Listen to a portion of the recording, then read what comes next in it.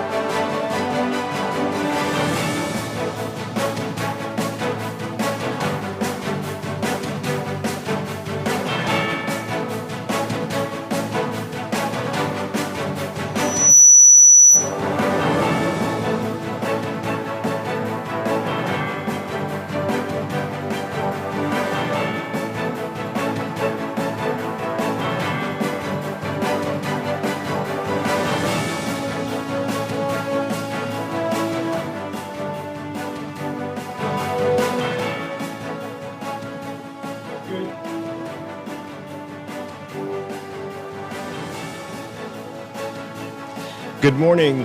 Government confirming it has a 25-year deal with Island Grid. The Minister of Energy insisting that BPL has not been privatized, explaining the 60-40 share split.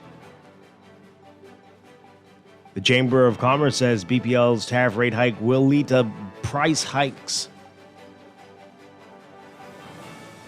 And airport projects kick into high gear. It's all straight ahead this morning. I'm Dwight Strachan, and this is Morning Blend. Wake up, it's a new day.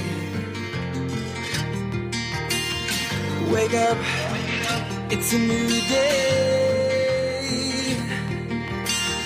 It's the start of a new way. Don't you know that it's the start of the end of the old way. Wake up, it's a new day. Wake up, it's a new day. Good morning again, Bahamas. It is Thursday, June 13th, 2024. This is Morning Blend on Guardian Radio 96.9. Again, I'm Dwight Strachan. In a moment, Chester Robards will be here with us. Also this morning, we are going to be talking about the NIB increase just days away now. What do you need to know? And we'll be talking with Alive about their June specials. That's all ahead. But first, it's time for the overnight, the latest breaking news from while we're sleeping, and the top national and international headlines this morning.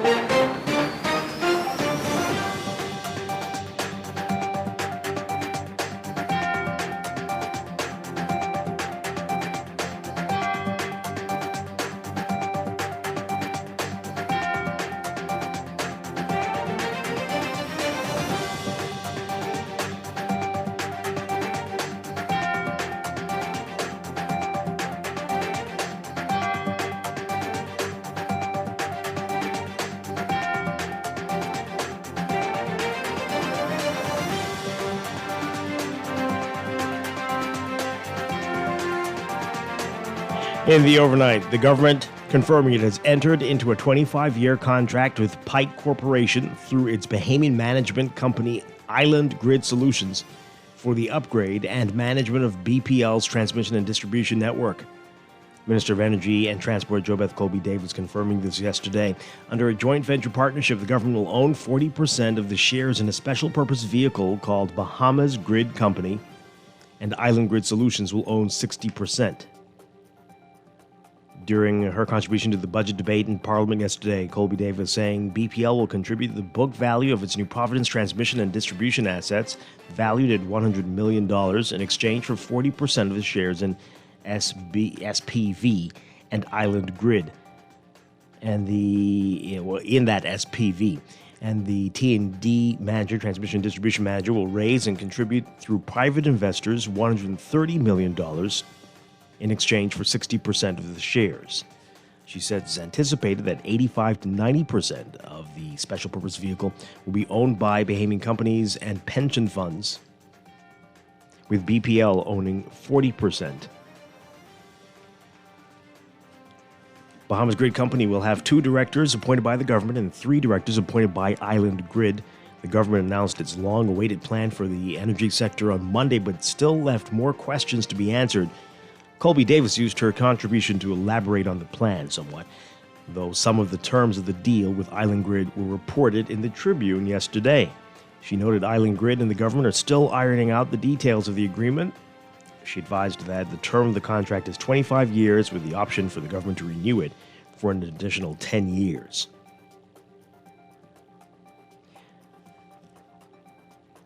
She said the arrangement with Island Grid includes upgrades to the T&D infrastructure in New Providence and an education campaign so that residents can understand the benefits of the project. That special purpose vehicle, Bahamas Grid Company, will contribute 0.0025 cents of its revenue to a hurricane fund to be used in the event of a natural disaster on New Providence. She noted that 123 of BPL's T&D staff will be seconded to Bahamas Grid Company for 1 year under the same terms and conditions under their union agreements. The minister said the Davis administration is confident that the joint venture partnership with Island Grid will significantly improve the country's infrastructure and capabilities and capacity beyond what BPL alone can be by bringing in a T&D expert to manage and execute the long overdue upgrades. On the issue of LNG, which the government announced it will source from Shell, Colby Davis says the bulk purchase of LNG will be sourced from Shell North America, specifically Shell NA LNG LLC. She says the government will set up an SPV 100% owned by the government to purchase the LNG directly from Shell North America, and the SPV will then sell it to the independent power producers. Well, the Bahamas Chamber of Commerce and Employers Confederation raising concerns that government's plan to hike the cost of electricity for consumers using more than 800 kilowatt hours a month will adversely impact some businesses, leading them to increase the price of goods and services to offset this. In a statement issued yesterday, the BCCEC welcomed the government's efforts to improve the Bahamas' energy sector, but said that the business community is worried the changes will lead to an increase in the cost of doing business in the short term. Tourism Minister Chester Cooper is saying that the government will begin work on the redevelopment of a number of Family Island airports in the next year. Cooper, who's the MP for Exuma and Ragged Island, said construction will resume on Exuma International Airport this summer. He said despite some delays, they're on track to complete that by 2025. Though a contract was signed under the Minutes administration and a groundbreaking ceremony held in 2021 for the redevelopment of that airport, Cooper said it was botched. It was a botched deal, and the required financing was not in place. A man who recently beat murder and attempted murder charges remanded to prison to await sentencing for having an illegal gun. Shaquille Taylor was freed from prison last month after a jury acquitted him of the October 18, 2021 murder of Ronaldo Woodside and the attempted murder of his fiancée Claudine Turner. On June 9th, police arrested Taylor, who's 19 years old, and 2 16-year-old boys after they were found allegedly with 2 AK-47 assault rifles, 53 rounds of ammunition, a 9mm pistol, and 10 rounds of 9mm ammunition. Taylor owned up to the 9mm pistol and ammunition. However, he joined his co-accused in pleading not guilty to charges of possession of firearms with intent to supply and possession of ammunition with intent to supply and possession of ammunition at their arraignment before Magistrate Lennox Colby. Officers were on mobile patrol in the area of East Street and Fritz Lane when they saw a heavily tinted Suzuki Swift speeding south along East Street. As a result, a high-speed chase ensued. During the pursuit, the officers saw when a pistol was thrown from the car before it crashed into a wall in Montal Heights. Police also allegedly recovered 2 assault rifles and 53 rounds of ammunition in the vehicle. Taylor's lawyer said that his client had no control over the maneuvering of the car because he wasn't driving. He asked the magistrate to show leniency, considering Taylor's youth and early plea of guilt. However, Colby has reserved sentencing Taylor for the firearm until the trial is concluded on the other charges. The trial is set for August 8th.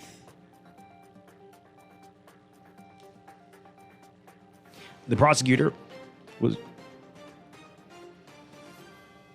granted an adjournment to June 17th for a bail hearing for the minors, but the lawyer for the minors said there was absolutely no reason for the adjournment. After citing the Child Protection Act, he urged the court to deal with the bail application, to which the magistrate replied that the children were not acting like children as they were driving around with, allegedly, AK-47s. They've been remanded to the Simpson Penn School for Boys, while Taylor was remanded to prison. Overseas, a Group of Seven summit opening today with agreement reached on a U.S. proposal to back a $50 billion loan to Ukraine using frozen Russian assets as collateral, giving Kyiv a strong show of support even as Europe's political chessboard shifts to the right. Italian Premier Giorgia Meloni welcomed the G7 heads of state to the summit at the luxury resort in southern Italy, saying she wanted the message of this meeting to be one of dialogue with the global south and unity. She likened the G7 to the ancient olive trees that are a symbol of a region in Italy with solid roots and branches projected toward the future. Beyond the war in Ukraine, Pope Francis will become the first pope to address a G7 summit, adding a dash of celebrity and moral authority to the annual gathering. He's speaking Friday about the promises and perils of artificial intelligence, but is expected to also renew his appeal for a peaceful end to Russia's full-scale invasion of Ukraine and the Israel-Hamas war in Gaza. The G7 includes Canada, France, Germany, Italy, Japan, the United Kingdom, and the United States. Italy, which is hosting the summit, has invited several African leaders to press Italy's development and migration initiatives on the continent. Other guests include Ukrainian President Volodymyr Zelensky and the presidents of Brazil, India, and Turkey.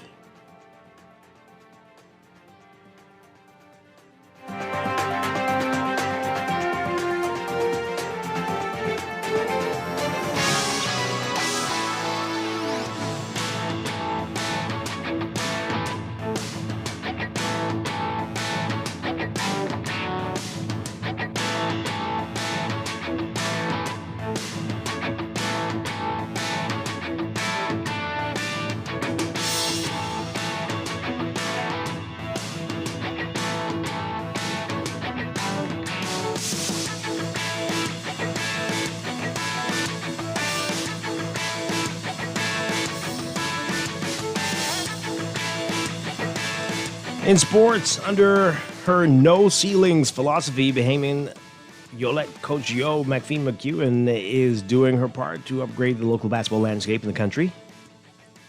Renowned head coach of the University of Mississippi Rebels women's basketball team is home in the Bahamas and will be conducting a free basketball clinic this Saturday starting at 9 a.m. at the Kendall G. L. Isaacs National Gymnasium. The first session of the clinic catering to fourth graders and will be held from 9 to 10 a.m. From 10 to 11, the clinic will encompass 5th to 8th graders.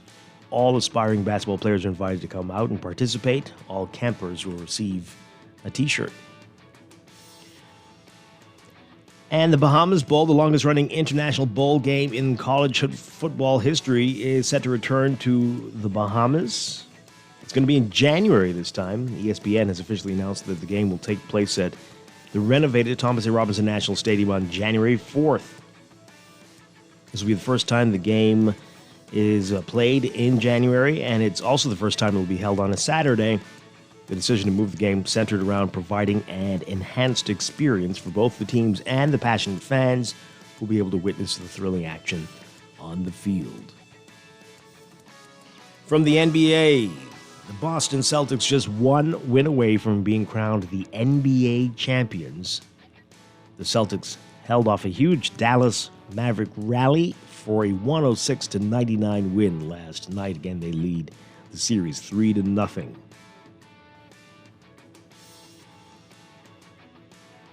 And also from the NBA has never confirmed the worst-kept secret in basketball that Jerry West is the player whose silhouette is depicted in the league's logo. That reason, West never wanted the logo, apparently. All these memories flooding back as the basketball world mourns the loss of the iconic Jerry West. His was a life like few others, an NBA and Olympic champion as a player, a champion and an executive, and someone selected to be enshrined in the Basketball Hall of Fame not once, not twice, but 3 times. West passing away on Wednesday at age 86.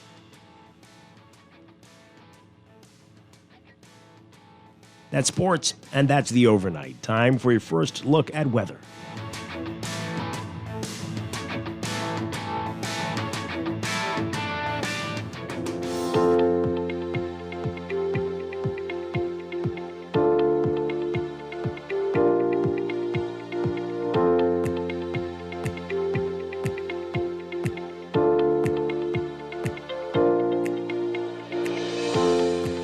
Your first look at weather brought to you by GFP's March On, the story of us, backed by popular demand. Here's what's happening. We've got a low pressure system near the east coast of Florida, combined with multi-layered troughing and deep-layered tropical moisture. That's going to continue to produce unsettled weather across the northwest Bahamas for the next few days. The low pressure system will continue to move northeastwards towards the Atlantic Ocean. But the flood watch remains in effect for Bimini, Grand Bahama, and Abaco through Friday. Rainfall totals will be 3 to 5 inches with isolated values of 6 inches or higher through this time. There is an elevated risk for severe weather to impact the remainder of the northwest Bahamas as well as the weekend approaches. There's a threat for funnel clouds and waterspout activity also. So, a lot going on. For today, for the northwest Bahamas, we're looking at partly cloudy to overcast conditions, widespread showers and isolated thunderstorms, mainly in the extreme northwestern islands. That's Bimini, Grand Bahama, and Abaco. Then spreading into Eleuthera, New Providence, and Andros as the day progresses. Showers may be heavy and thunderstorms strong to severe at times, folks. Small craft caution in effect. Expect gusty winds and higher seas in or near showers and thunderstorms. Wind south to southwest at 15 to 20 knots in the extreme northwest Bahamas. Southeast to south at 15 to 20 knots, falling 10 to 15 knots this afternoon in the rest of the northwest Bahamas. Seas 4 to 6 feet, but falling to 2 to 4 feet by this afternoon around New Providence, Andros, and Eleuthera. For the central and southeast Bahamas today, partly cloudy to cloudy and warm with isolated showers and a possible stray thunderstorm through tonight. Small craft caution remains in effect. Gusty winds and higher seas in or near showers and thunderstorms. Wind southeast to south at 15 to 20 knots, falling to 10 to 15 knots at times. Seas 2 to 4 feet in the central islands, 4 to 6 feet in the southeastern Bahamas. Temperatures today, we're looking at highs getting to around 90 degrees Fahrenheit, 32 Celsius. Overnight lows tonight getting down to about 75 Fahrenheit, 24 Celsius. That's your first look at weather this morning. We'll have your extended outlook and a look at the tropics coming up after traffic in just a bit. This first look at weather brought to you by GFP's March On, the story of us, backed by popular demand, June 15th and 16th at the Atlantic Theater, Coral Towers, for the fourth and, we're told, final time. You don't want to miss it if you haven't seen it before. Tickets available at Gorgeous Essentials Marathon Mall. The show is a must-see, funny, and engaging, and extremely touching. Again, March On, the story of us, June 15th and 16th at the Atlantis Theater.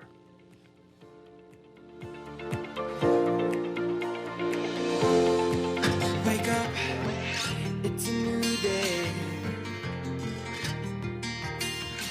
Let's take a break. When we come back, we're discussing the day's top stories right here on Guardian Radio 96.9, your home for fresh news and smart talk all day. It's the start of the end of the old way. Wake up, it's a new day. Wake up, it's a new day.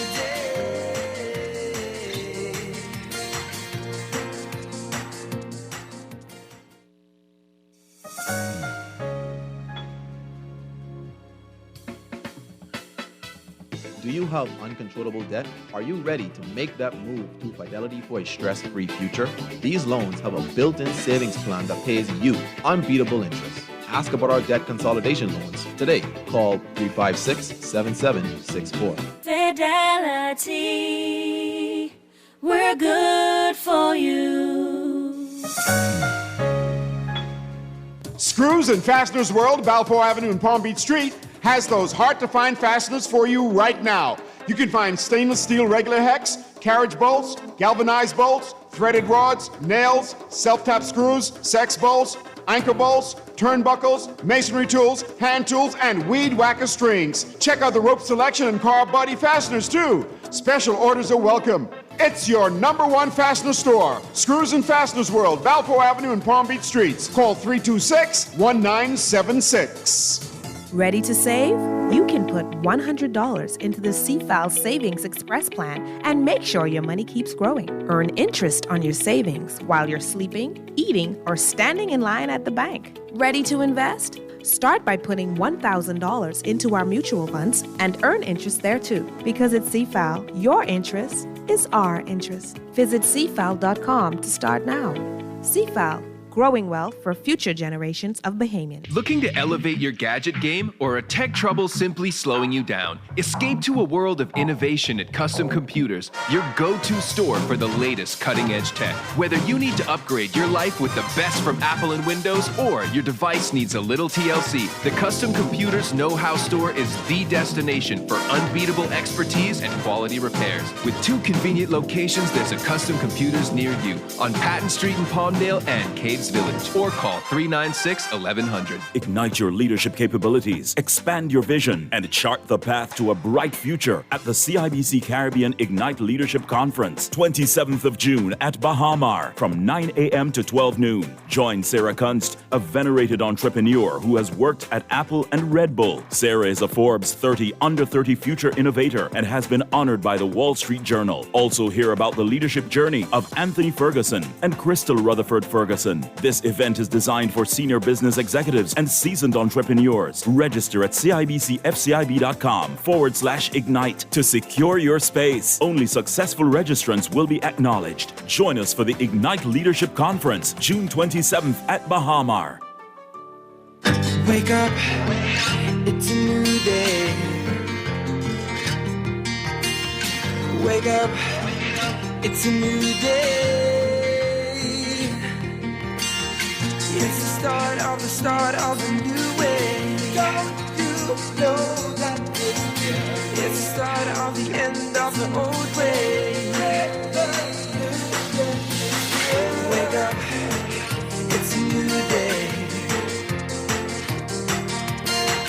Wake up, it's a new day.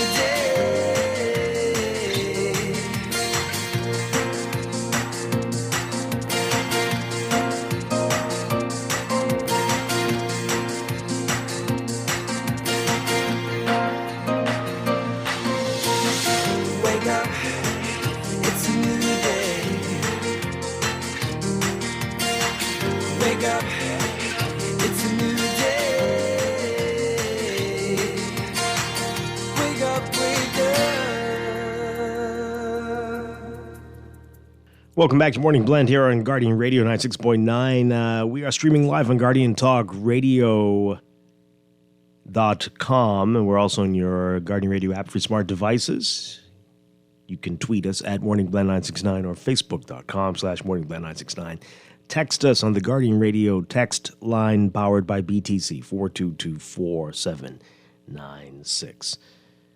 Once again, I'm Dwight Strachan. Chester Robards is scheduled to be joining us today, filling in for Laverne Gardner, who was filling in for him yesterday. And we've got a lot to talk about this morning, a lot going on in the news. But also in business, we're going to be talking with NIB about the increase that is scheduled to begin July 1st, just a few days away. We're going to get all the latest on that. And then, and also we're going to be talking with Alive about their June specials. So that's all ahead, but let's begin right now with what's in the news.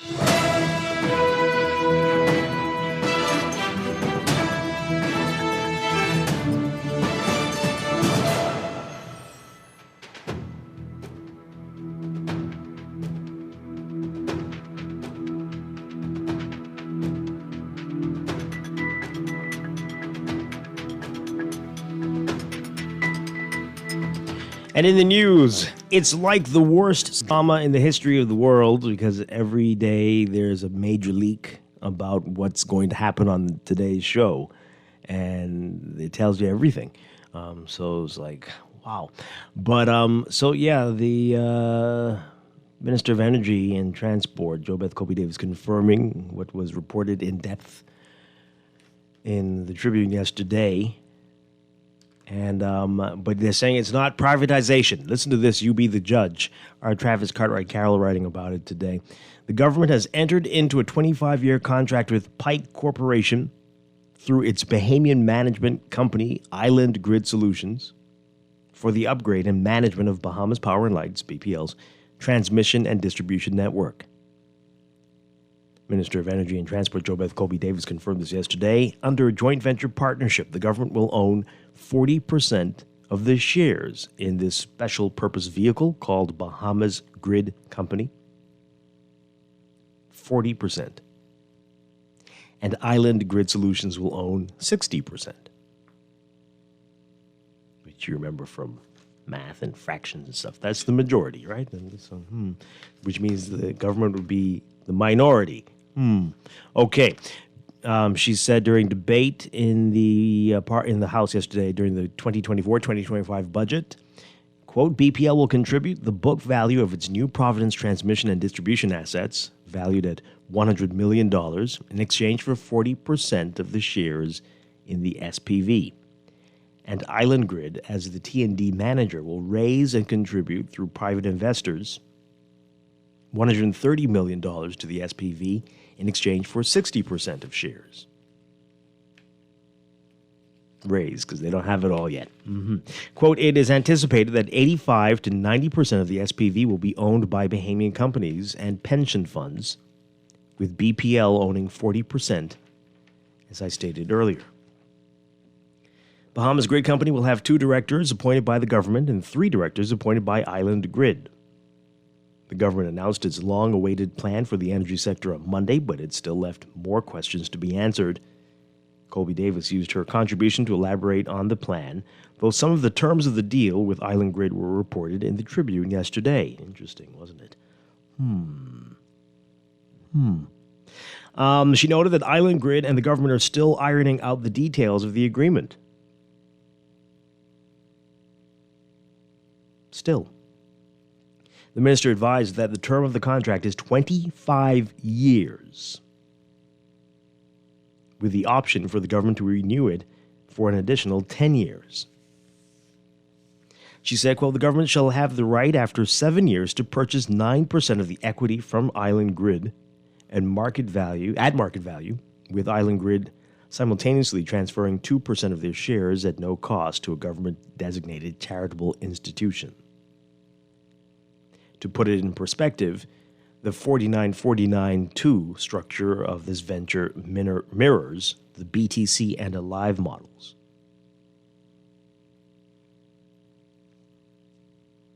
She said the arrangement with Island Grid includes upgrades to the T&D infrastructure in New Providence and an education campaign so that residents can understand the benefits of the project.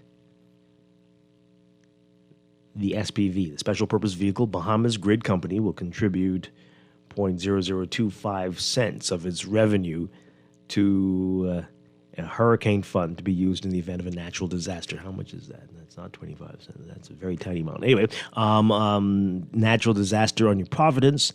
She noted that 123 of BPL's T&D staff, this is very important, 123, and these people probably found this out yesterday in the House, 123 of BPL's T&D staff will be seconded to Bahamas Grid Company for 1 year under the same terms and conditions under their union agreements.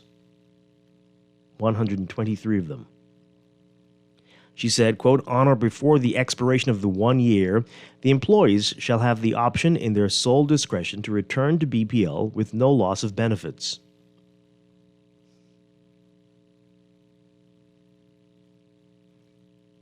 It's like an NBA trade. You just go where they tell you to go.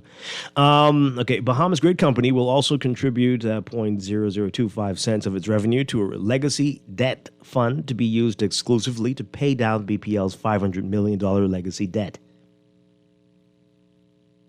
She said, quote, instead of an expensive upfront cost for the logistics, management, and labor of the initial ordering and an installation of the initial $130 million of infrastructure, the government agreed to a 5.8% management fee, which will reduce to 4.8% as revenue increases. The management fee includes the salary and benefits of the CEO of the SPV. The minister said the Davis administration is confident that the joint venture partnership with Island Grid will significantly improve the country's infrastructure capabilities and capacity beyond what BPL alone can do by bringing in a T&D expert to manage and execute the long overdue upgrades.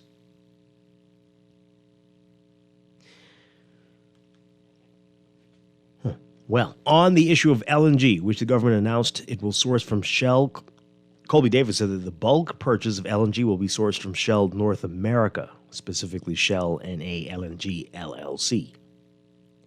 She said the government will set up an SPV 100% owned by the government to purchase the LNG directly from Shell North America, and the SPV will then sell to the independent power producers. The government has entered into agreements with several companies, the independent power producers, to provide solar and renewable energy sources throughout the country. Colby Davis said, quote, negotiations with Shell NA are ongoing, and we are close to concluding the same. These negotiations are merely a restructuring and renegotiating of a tentative agreement we met in place from the earlier administration. The Ministry of Finance has hired the large consulting firm McKinsey & Company to advise the government and BPL to ensure that we get the best possible price on our LNG contracts with Shell NA and our various power purchase agreements with independent power producers. She reiterated that BPL is in crisis. She said that BPL operates 29 power stations on 17 islands, is $500 million in debt, and needs another $500 million to upgrade and improve its aged infrastructure. But she says they have a comprehensive plan to tackle and resolve the energy crisis. And she said, quote, and you know what our plan does not include? It does not include breaking up BPL, selling off BPL assets, privatization of BPL, laying off BPL workers, and breaking any of our agreements with BPL unions. Okay. Speaking to BPL employees, Colby Davis said there will be no layoffs because of the joint venture partnership. She said, quote, there is no intention to offer a voluntary separation program, and current industrial agreements will not be impacted. We expect that exciting new roles and training opportunities will emerge that BPL employees will have early access to. I wish to stress to all BPL employees that we will follow an inclusive approach. The opportunities to come will be to your benefit, as the training and upskilling will encourage growth and development. Now, Office of the Prime Minister, Director of Communications, like Trey Ramming, committed to the media on Monday that the government will answer questions regarding its new energy policies and its deal with Island Grid via press conference today. But OPM will not hold its weekly press conference today, and no other announcement of a press conference has been communicated to the press. Okay, this is a lot to process. Let's get your reaction to it, though. She's saying that no one's going to be laid off. They're not breaking up the assets. They're not selling off the assets. They're not privatizing BPL. They're not laying off workers. So, yeah. But they're creating a special purpose vehicle of which they will be a minority shareholder and giving the company a 25-year deal to manage and run the T&D, transmission and distribution, and taking 123 BPL employees over to that section for a year. Okay, let's hear from you. 323-6232, 325-4316, 325-4259. Call us toll free, 242-300-5720. Tweet us, Facebook us, text us, 422-4796. And this is not even related to the other thing we need to talk about with BPL, what the minister announced a couple of days ago about these rates and the details that keep just inching forward every day, that we are hitting the head with something new. And now concerns from some were saying that yesterday on the show, but the business community concerned about these higher prices and how they're going to have to pass it on to consumers. So the little savings you got from the first 200 kilowatt hours being free So we'll get to that in a bit, but let's hear about this deal and what your views are on this. They're just working out the final details. This is done. All happening around us without much knowledge, despite our pleas for information. But let's hear from you. Good morning, caller. You're on the air. Morning, Dwight. I think you figured it out, Dwight. Yeah? What's that? We have an agreement, but we're still ironing out the details of the agreement. Mm-hmm. So that's the way we do business here. You know, I'm helping some kids with the linear equations using the transposition method, right? And yesterday I had to explain to somebody who did not know that 1 plus 1 is not always 2. Would you agree, Dwight? Not in the Bahamas, no. No, I mean, not only in the You mean Bahamas, just generally in the world, in business, in the business world? No, in the real mathematical world, when you add 1 plus 1, you do not always get 2. Do you agree or disagree, Dwight? It seems to be the case. No. Hold on. It doesn't seem to be the case. Oh, you want me to say definitely yes? Because when you're using binary, 1 plus 1 is 1, 0. It all depends on the base system you're using. And I submit to you that the government is not using base 10. They're using another base that we can figure out because we are ironing out the agreement. Because, you know, I work at binary on a regular basis. So you see, here we are, Dwight. We are prisoners of the present. And the government knows that. Because eventually yesterday will become history. Yeah. The government knows that. The government also knows that tomorrow to us is a mystery. That's why we made a better focus on now. Well, what do you make of this, what they're saying? So do you think they're saying it's not privatization, but also that this will mean we'll get what we've been asking for, more reliable electricity at lower rates? I think the government is genuinely concerned about finding the best possible deal for the Bahamian people. I honestly believe that is the case. And I believe at the same time, they may be trying to find the best possible deal so that some individuals on the side could benefit. That might also be the case.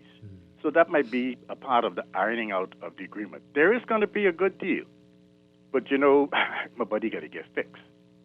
I mean, that's just the way the world works. Because I remember with a road contract that I was privy to watching resolve, there was a minister who had to get his cut out the deal, or there was no deal. Oh boy! So this is where we are. All right, but will we all be happy with this? Do you think that is, or this is a sweetheart deal for those people that you're talking about? You mean the Digmans? What now? What? Oh, I didn't say anything. No. Did I say something? I don't know. Anyway, will the Bahamian people be in the end? Will this work for us, or is this going to be, again, just for the? How did Power Secure work for us? That's a tricky question, right? I mean, things were getting better. You don't remember that? Well, my light hasn't gone off for quite some time. Where you are now, or back then? Back then, my light was going off regularly, but where I am now, I understand the problem they're having with transmission, and you know the distribution really has some challenges. So I think they're working on the generation part. They're going to lock that down, and then they're going to have challenges now because you know when you pour new wine into an old bottle, the old bottle has to also eventually be replaced. I'm sorry to speak in parables like that. But yeah, it's a little early in the morning, but thank you very much. Appreciate it. Take it easy, buddy. Yeah. Things were getting a little better under Power Security towards the end there. But, Okay. Let's take some more calls, and we'll get to your text messages. Again, 323-6232, 325-4316, 325-4259. Good morning, caller. You're on the air. Morning, Cousin Dwight. How you doing? Doing well. How's everything? Don't trust them, Dwight. Don't trust them. Oh, boy. Check out BTC. Check out Waterworks. Check out all of those places. What about them? Right. What company you know just go in business that don't make money? Now, I hear you all always say it. Oh, we get this rate from BTC. Oh, this rate from BTC. That's very selfish. You know why? Because in order to give you that rate, they chop BTC right up and send them all them people. See, you got to look at what you trading or what you trading. Yeah, they may give us lower rates with BPL, but look how much Bahamians have to go home. You see? Well, they're saying it's not going to happen. They're saying it's not going to happen. You don't believe it? What ain't gonna happen? That people will lose their jobs. Where you ever see that around here, right? Happen. They tell us the same thing with BTC. If we can retrain some of y'all and this and that, the next thing. BTC going from 3,500 workers down to must be 100 and something. Did they need to have as many as they had, though? That's the spin-off about modernization in some entities. You will lose human capital. Bahamians could be out of work. That's the spin-off. So they can afford to give you about $20 off your license because they ain't going to pay all them people and take you all them cars and all them buildings. So don't believe the hype. Thanks for taking my call. Okay, I hear you. Well, you're gonna cause me to say something very selfish. I'm not. I'm gonna resist the urge. But your electricity staying on versus. Okay. 323-6232. 325-4316. 325-4259. Toll free 242-300-5720. Good morning, caller. You're on the air. Hi, good morning. Something's up with your... Oh, boy. I think you need to call us back. Something's up with your phone. Give us a call back. All right, let's read these messages here. This person says here, this administration has got to be one of the most deceptive and dishonest ever. They really got us for conks. How could you move ahead with an agreement and still iron out the kinks? Well, they didn't use the word kinks, but they're ironing out their agreement, sure. This person says, sounds like privatization to me, or should they say, or should we say termed privatization, as in the 25-year privatization? I don't know. I mean, it's not technically BPL. They're spinning off a portion of it and creating a new company and privatizing that part. So I guess if you'd like to play with language as our politicians do, they're going to say we didn't privatize BPL. We just privatized this little tiny part there, which is not the same thing. That's what they might say, but will we be fooled by that? This person says here, what happened to the $150 million the Bahamian people had to cough up through the high rise in their electricity bills? This texter, Dwight, since you convinced me with your theme song that you are a PLP operative, you're very silly person. Please tell your PM to leave the public workers' salaries alone because banks will be taking more because they will use this biweekly payment to set up late month payments, not bi-weekly payments. I don't know what you're saying, but you can go and, like an adult, go sit down with the banks if this does happen, and tell them what the deal is, and they'll work with you, I am sure. And it's us who should be suing them for taking the words from our theme song. So maybe they are secret morning blend operatives. Maybe that's what it is. I don't know. Good morning. You're on the air. Yeah, good morning, Dwight. How are you? Doing well. Yeah, well, the government, in my opinion, is forced to go down this road to have BPL in this private partnership. They don't have the funds to get it where it should be. And I think the government is going to follow through with the other corporation, like Bahamas Air and NASA Flight Service. Things may have to move in that direction later on down as far as private partnership also. The government needs to concentrate on other areas of responsibilities, and these other entities eventually will have to be privatized, so we can have better service in our country. So eventually they're going to have to privatize these entities, even water and sewage, The government just can't handle all of these entities at the same time. I think we need to put it on the market, and we have better competition, better prices for the Bahamian consumer. And that's what we have to do. Jobs, I think Bahamians will always be employed in these entities, even with PEC. They may even need more staffing after this. As long as they have a contract, binding contract, private or government, once you have a binding contract, you are protected by the law. So it's nothing about losing your job and all that stuff, you see? Once you have a contract, then that you are protected by that, private or government. Thank you. All right. I hear you. Well, I think if you actually do work, like you go to work and you do work, you should be fine. If you go around there and people say, what do you do here? Yeah, you might have a problem. Good morning. You're on the air. Good morning, Dwight. Hi. Dwight, do you believe that you should have sex to preserve virginity? This is a very early show. There's sometimes children in the car. Understand it. I don't know what now? What? This is, I'm you all are trying too to philosophical too early in the morning. My head is hurting. I'm trying to reshape your reality. Oh, gosh. It's hurting. See, Dwight, first I want people to understand this, right? For us as humans, I want us to imagine that we are so, I don't want to use obscenity, so stupid, that out of 400,000 people, even the one born yesterday, we are incapable of running any SOEs. But sometime soon, we're gonna elect some of us to run a country. Now, you know, no matter what, right? Let me ask you again. You own a store, burning 900,000 K. I add $10,000 to $12,000 to your bill. Are you going to eat that cost? You there? I'm listening. Mm-hmm. I'm saying you're not. Right. So it's ultimately going to be passed off to the consumer. So there's no if, ands, and but. There is no free money in BPL. There's no light bill that's being reduced. It is being the chairs on the Titanic is being rearranged. Well, definitely not initially. Definitely not initially. Right, no, you but don't I'm think it saying, ever right, will result in anything being more manageable for us? Yeah, I believe that Jesus will return one day too. Oh my goodness. So, you know what I mean? But I honestly believe Jesus might come before the light bill reduced. Mm-hmm. Because that might be for the best. When you build this infrastructure, first of all, did you hear of a single agreement? The only agreement they have is that they agree that they will work towards an agreement. There's not one single agreement that's been achieved. Mm-hmm.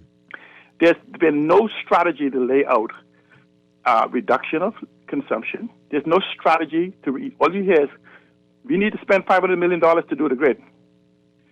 I want you to divide $500 million between the 100,000 homes and then ask yourself if you could even practically run polls for that. So, because there has to be a master strategy, 5, 10, 15 years. Right? How long do you think it would take to replace all the poles in NASA, all the transformers, all of the substations, everything? And do you think that's what is needed? That would have to happen? Yes. Oh, boy. Because we're talking about an age system, right? When is the last time you heard them replaced it? When you have the government talk about the pension fund for these people, it's so much that is missing from this agreement. This is linguistic contortionism at the highest point. Because essentially, move out of one pocket, put in the other. Because even the cost of operations goes out of the door. There is no cost reduction strategy in this except for smoke and mirrors. Because you have to factor in this $1 billion that the government keeps talking about, $1.2 billion with the 500 legacy debt, $500 million to put inside of the grid. I put the grid as closer to $1 billion or more. When you check, you can find the legacy debt is more. And you know what you do? You could call any one of the ministers. I guess they're not gonna answer. And you know, I wish some people like the experts, like Trevor Spitt and all those people who speaks for the government, would tell us. But the question is, where is the strategy for the 21st century? Okay, got a lot of calls. Mm-hmm. I'm just simply saying, Dwight, if you believe this, believe in the tooth fairy, believe that again, and anything you want, just dismiss reality. I can tell you one thing that's working for this thing, though. Their marketing team, that communications consultant, they're the only thing that's working as far as the government is concerned. Wow. Thank you. Okay. Well, let's see what you're saying, folks. I mean, I've said it before. I've joked about it during the many eras where we've had just rampant blackouts just almost every day. I've said, hey, hand this over to anybody, whatever. The Afghanistan power company. I think I joked about that before. Could this possibly be worse than it is now? And then we have to weigh this. Which one? And I think that previous caller was suggesting that. Are we being selfish here when we think about, well, what about my bill and my power being on all the time? Should that weigh more to you than other people's livelihoods? It's a serious question, and it's a tough answer.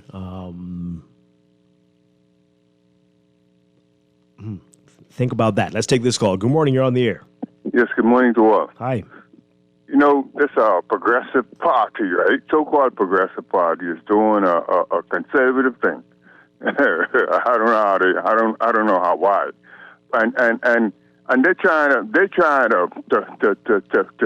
achieve something that's never been done before. Privatize a monopoly. I mean, a public service like energy. You understand me? It can't work. You see, because never done where? Nobody can. You mean never done in the Bahamas? The what do you mean by that? Nobody can. I mean, it's a monopoly. It's not like BTC where we have a duopoly. It's a monopoly. Only one company providing the service they deal with, and with them as a partner. You understand me? So it definitely can't be cheap. There's no competition like that. You see, as well as nobody can borrow money cheaper than the government, than any government, anywhere. So automatically, these people, when they borrow money, they're gonna create debt, and we gotta pay for it. You understand me? That's common sense. You see, so we don't need to get political because the F&M privatized BTC, and see, there's only X amount of people in the Bahamas. You know, the British, they did the privatization of telecommunication at work because there's so many providers with so many millions of people. You understand me? But that hasn't worked with anything else in the UK. The water, the previous caller talking about you have to privatize the water. That's foolishness. That ain't working in the UK. It ain't, it's not going to work in the Bahamas. It's going to not work anywhere in the Bahamas. As conservatives as Europe is today, they privatize these services. We kind of mix up this PLP, so-called. They need to change their name to the Conservative Party, not Progressive. Thank you. Okay. Thank you very much. One more call before we get back to your messages. Good morning, caller. You're on the air. Hi, caller. Good morning. You're on the air. Hi, you're on. Dwight, sorry for calling back. Why are we talking about this mix-up with BPL?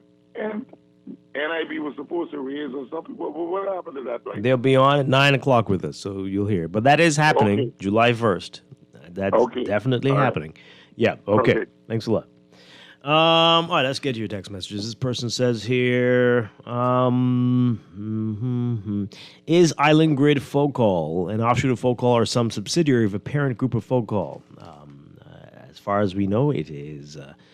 Island Grid is the Bahamian management company from Pike Corporation. Remember, we first heard the name. Well, they've been here before. They've been in Grand Bahama doing stuff. But we first heard the name recently when the union president, Kyle Wilson, said that he was told in the meeting, the one meeting government had months ago with them about Pike. So Island Grid. And together, Island Grid and the government will form the SPV Bahamas Grid. Yeah, what is the role of Pike Corporation? You just heard it. They are big role. Big role. The story so far gave us a paragraph upon paragraph of Pike, etc., but zero zilch on who is involved in Island Grid. You want specific names? Well, they told us, we had an article a couple days ago about the two CEOs. The multiple infrastructure failings at... Okay, now, so you're bringing up this stuff. It's... I don't want to read the rest of this. But you're asking again about Focall's involvement. And obviously they have lots of questions, as do we all. Will we find out each day we find out something new, or we wait for something to be leaked to our competitor over the Tribune? But those leaks, those are, nobody has any complaints. Usually when we get a leak and we publish something, there's anger and frustration. Like, who's telling these people these things? But nobody's saying anything about the incredibly accurate articles. So this was intentional. That's Dwight saying that. Intentional, and I don't know what the purpose is. But interesting. Dwight, why is it that we have to educate the country after or during the process of a transition? And also, who is Island Grid? More questions about Island Grid. This person says here, BPL deal, hogwash, better deal breakers are needed. I can bet family, friends, and lovers are being fattened still. I don't think it will work for us. This person says here, Dwight, treason, treason, death, hanging, all kinds of crazy words here. But they're saying people's eyes are wide open. Well, another text. Am I getting it right that the minister is saying it's technically not privatization because only the T&D will be majority owned privately? Yes, that is what she is claiming. Do you buy that? That's what... have you ever heard such gall? But yes, that's what she's saying.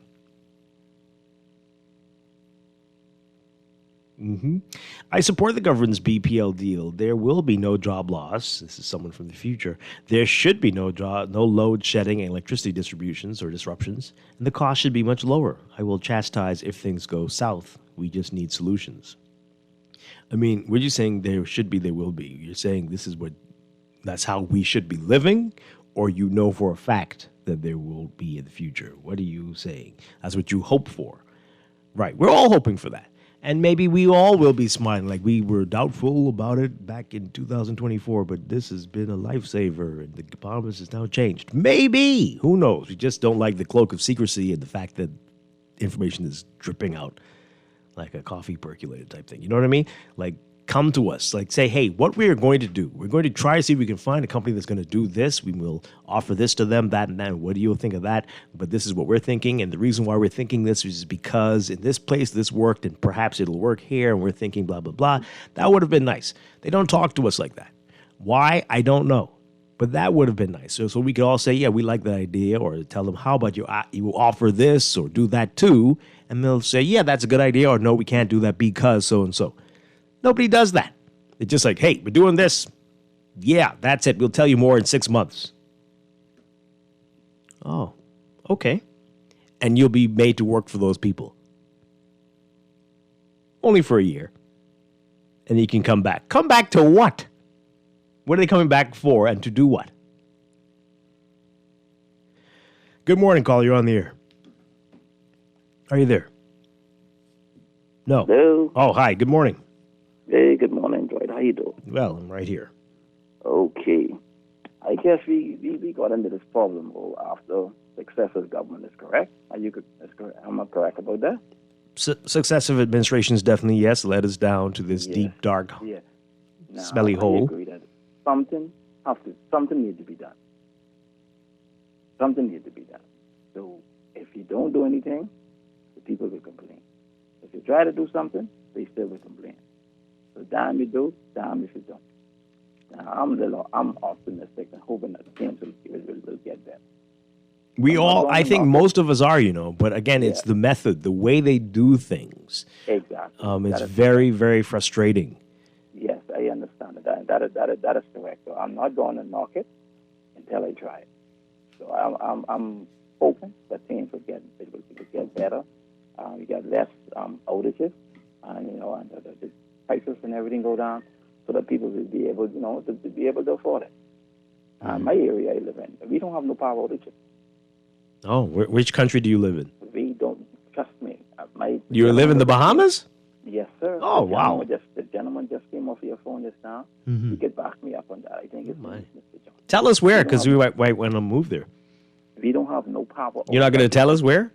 I'm going to tell you. If we have 5 power outages a year, that's a lot. Wow. You familiar with Forts and Castles? Yes. The Fort is?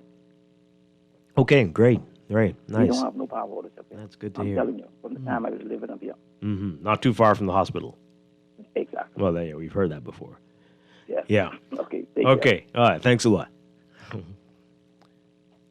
5 a year, I think. 5 a month? It used to be 5 a week. So progress has been made, but 5 a year, 5 a month.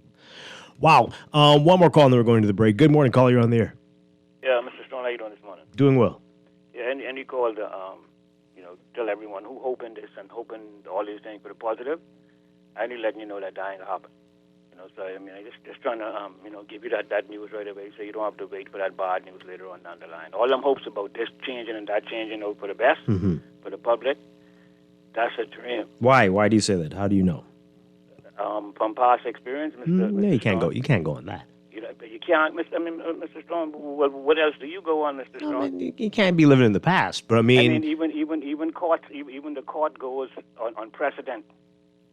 You know what I mean? Things that have been said before, things that, you know what I mean? So, I mean, I don't understand like what else we supposed to use as a guideline to determine the future, but it's a little bit different. Mr. Strong. And I mean, and the thing about it is that I can't understand. Like, I mean, it's like these people must be eating something inside there or drinking something in the water that gives them amnesia or something, because the way we talk about what might happen or what we hope to happen and all, I mean, it's like we don't have no memory of the past. I mean, so what do you think should happen? What do you think should happen instead? I didn't hear you, sir. What do you think should happen instead? In this case right here? Yeah. I feel as if that, like I said, what was meant to happen, Mr. Strong, that all of these government corporations, especially essential services, that they should remain in the hands of the public, right? And what should happen is that we should have leaders who run them with integrity, and if they don't, if they run them into the ground, that there should be accountability. You cannot allow the same people, right, who from administration to administration have messed these things up, and now you're going to allow them to make the deals that's supposed to be good for you in the future. I mean, like, I mean, like, I sit back and I wonder, like, what in the world these politicians is putting the Kool-Aid or putting the water. I mean, it must Well, be we can't collectively agree on who the best leader should be. So how will we ever? We can't collectively agree on who the best leaders should be. So how will we ever get to that point? What we can collectively agree on, though, right, is we can collectively agree on what is the best alternative for the people. We all can agree on that, right? And then once we agree on that, Mr. Strong, like how people used to say, like, if we had a national plan, that no matter who goes there, that they would have to stick to that. Necessarily who goes there or who we elect is about what we have for them to do, and the oversight that we make sure that they do the things that we need them to do, Mr. Strong. I mean, Mr. Strong, I mean, because I can't tell you, Mr. Strong, I mean, like, for a person like me, I mean, I'm not the dumbest either. But, like, when I sit down, it is inexplicable to me how we allow these things and how we just have these conversations year after year, like giving the politicians the benefit of the doubt. And I don't understand that, Mr. Strong. Mr. Strong, we need to act, Mr. Strong. We already know the dissension or whatever, like the public, we must respond to our politicians, and we must show them that we're not going to allow this or we're not going to allow that or less things. And if we sit back and allow things, Mr. Strong, it's going to happen. I mean, like I said, Mr. Strong, I only call to tell the people, I'm hoping that things will work out for the better in the future. You're hoping for the wrong thing, all right? Okay. You know what I mean? The dying happen. That's all I call to say, Mr. Strong. Well, thanks a lot. Unless you've been into the future and come back, and I don't know how you can say it, but boy, I hear you. Let's take a break. We'll pick this up on the other side of the news. This is Morning Blend on a Thursday morning here on Guardian Radio 96.9.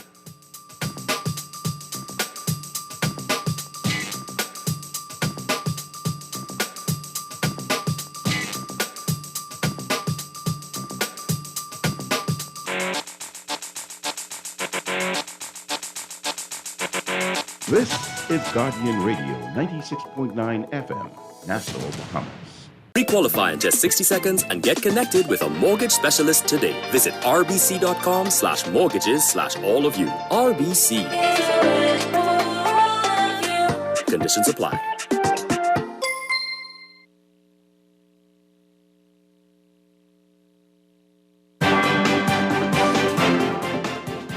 It's time for your first look at traffic for the morning, brought to you by RBC. Get a no-fee auto loan with up to 100% financing. In your real-time traffic, Mile Butler Highway, your hotspot this morning. Heavy traffic from the Fire Trail roundabout straight up to Tonic-Williams-Darling Highway. And that's if you're heading northbound. Traffic back to belong Tonic-Williams-Darling Highway as well, westbound toward that roundabout. Blue Hill Road also busy for you near Carmichael and just north of Soldier Road on the way to the roundabout with Independence Drive. And then we've got Eastern Road, just a bit of congestion for you just west of Fox Hill Road to about Johnson Road. And then again, near Village Road, as you're approaching Soldier Road, that area looking congested, that triangle area right there. And Robinson Road also busy for you just west of Souls Road on the way to the intersection with Old Trail. That's your real-time traffic and your Morning Blend traffic alert brought to you by RBC. Visit rbc.com/carloans/all of you for more information. We'll have more Morning Blend after these messages and the news here on Guardian Radio 96.9.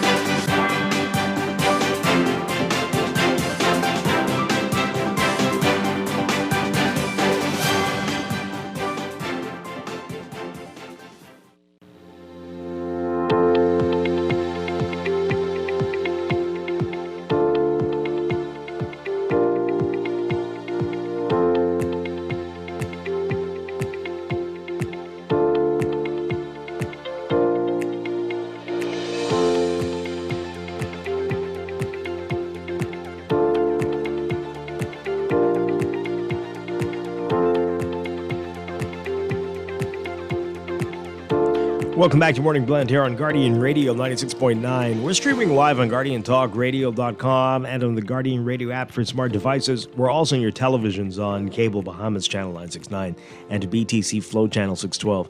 You can tweet us at Morning Blend 969 or Facebook.com/Morning Blend 969. Text us on the Guardian Radio text line powered by BTC 422-4796. Standard text rates apply. And now at 8:23, we've got another check of your weather for today, brought to you by Sherwin-Williams Paints. Sherwin-Williams Paints has got you covered for all your painting and equipment needs. Visit Sherwin-Williams Paints online or in-store today. We've got a lot going on weather-wise. We've got a thunderstorm warning in effect now for the central and south portions of Andros, and a severe thunderstorm watch is in effect for the Abacos. It's all as a result of the system we've been following for the past couple of days. And the Department of Meteorology says that these clusters of heavy showers and embedded thunderstorms moving eastwards over the Gulf Stream and across these warning areas, Abaco and Andros.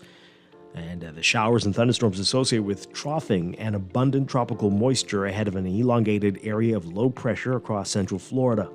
Some of these showers will be locally heavy and thunderstorms strong to severe at times, causing strong gusty winds, dangerous lightning, heavy downpours, hail, and possible waterspout or tornado activity. Localized flooding also possible during these storms. So as we've been telling you, there's a lot going on weather-wise. We've got, for today, that low-pressure system near the east coast of Florida, combined with multi-layered troughing and deep-layered tropical moisture that will continue to produce unsettled weather across the northwest Bahamas for the next few days. The low-pressure system will continue to move northeastwards across the Atlantic Ocean, and as a result of flood watches in effect for Bimini, Grand Bahama, and Abaco straight through Friday. Rainfall totals will be 3 to 5 inches, but up to 6 inches or higher during this time. There's an elevated risk for severe weather to impact the rest of the northwest Bahamas as well as the weekend approaches.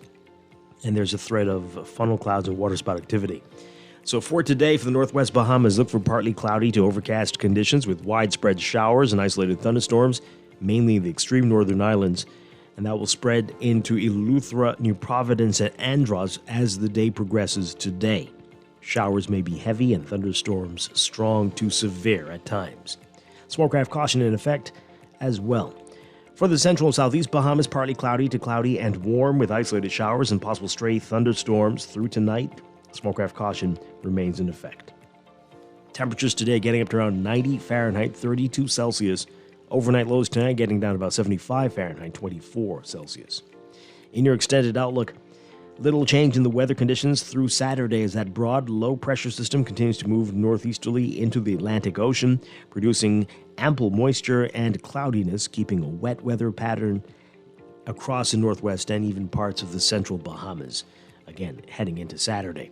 So for tomorrow, Friday, mostly cloudy to overcast, breezy with widely scattered showers and thunderstorms in the northwest Bahamas, partly cloudy with isolated showers in the central and southeastern islands. Then Saturday, mostly cloudy and overcast again, a bit breezy, widely scattered showers and thunderstorms in the northwest Bahamas, partly cloudy with a chance of isolated showers in the central and southeastern islands. In the tropics, again, we're watching this area over Florida. That elongated area of low pressure over the Florida peninsula continues to produce a large area of disorganized showers and thunderstorms. You saw perhaps the epic rainfall totals in South Florida yesterday, just unbelievable. And this is moving slowly offshore towards the northeast. The system has about a 20% chance of tropical cyclone formation during the next 7 days. We're also watching an area of low pressure that could form over the weekend across the southwestern Gulf of Mexico. That system has about a 40% chance for tropical cyclone formation during the next 7 days. That's your morning blend weather check. Weather check brought to you by Easy Car Sales. Stuck in traffic, wasting expensive gas? Easy Car Sales invites you to take a test drive in an electric vehicle today. Empower yourself. Test drive an EV, zero emissions, maximum excitement. Visit easy242.com and find out how you can turn your daily commute into a joyride.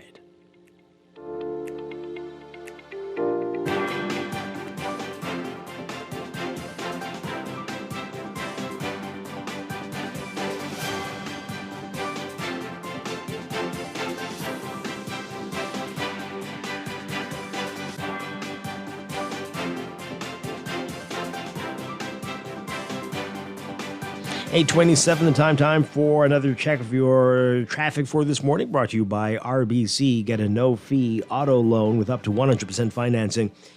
In your real-time traffic rating, getting reports of a disabled vehicle on John F. Kennedy Drive near the Blake Road roundabout, and that is causing some delays along John F. Kennedy Drive. You're heading westbound towards that roundabout, and traffic backed up quite a ways because of that broken down vehicle. So keep that in mind. Hopefully you don't have to get to the airport right now, but good luck. And we're seeing heavy traffic on Carmichael Road westbound towards Coral Harbor Road. Elsewhere, Milo Butler Highway still busy for you from about Bellet Road straight through the Fire Trail roundabout and up to Tawny Williams Darling Highway if you're heading northbound. Tawny Williams Darling Highway backed up westbound towards that roundabout. Heavy traffic on Tawny Williams Darling Highway this morning. And Blue Hill Road is busy from about Carmichael straight through to the roundabout with Independence Drive. And then we've got Robinson Road seeing some congestion as you get closer to Old Trail, just west of Soldier Road. Soldier Road busy there, just north of that intersection on the way to Bernard Wolf and Village Road. Those are your hot spots right now. That's your real-time traffic and your morning blend traffic alert brought to you by RBC. Visit rbc.com/carloan/all of you for more information. We'll be back with more morning blend after these messages here on Guardian Radio 96.9.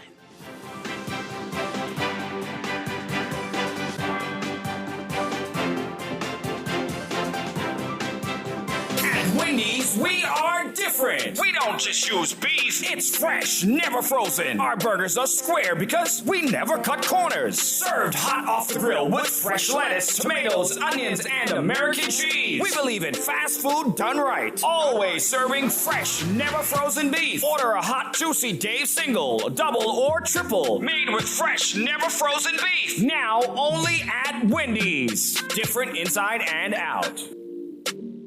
For fast, reliable, and impactful printing services, look no further. Let Printmasters bring your masterpiece to life. We stand by our quality products that is second to none.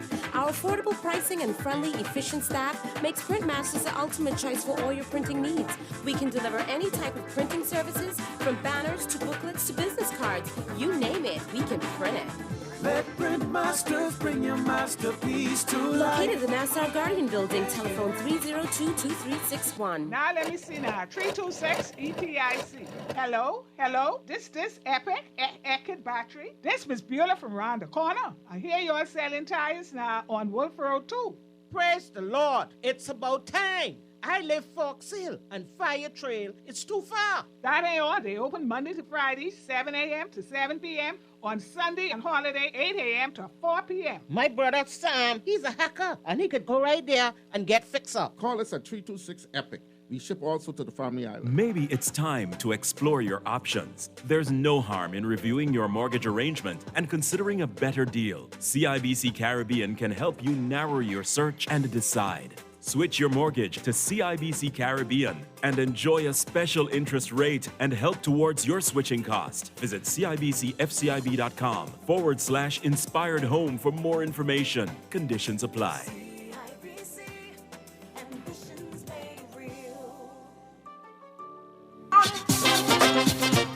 Are you tired of the hustle and bustle of city life, yearning for a relaxing getaway without the headaches of international travel?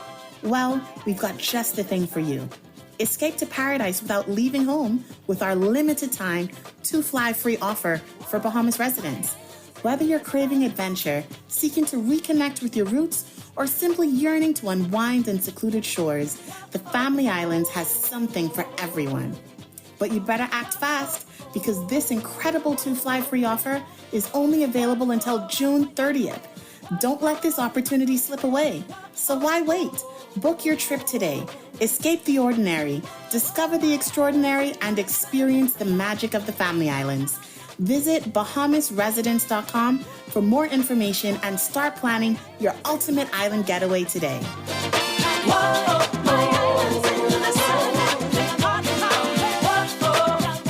Doctors Hospital has reimagined primary care. We have invested to improve our health system, ensuring that accessible, affordable, world-class clinical care is closer to you. We understand that your relationship with a primary care provider shapes the foundation of your overall health. Our new modern primary care facilities are where critical diagnoses and true personalized treatment begins. With locations across New Providence, Grand Bahama, and Exuma, we invite you to experience the Doctors Hospital difference. Book your next appointment at clinics.doctorshosp.com. In the world of business, technology is not a choice. It's a necessity. And for businesses that demand excellence, there's only one choice for unparalleled support and cutting-edge technology.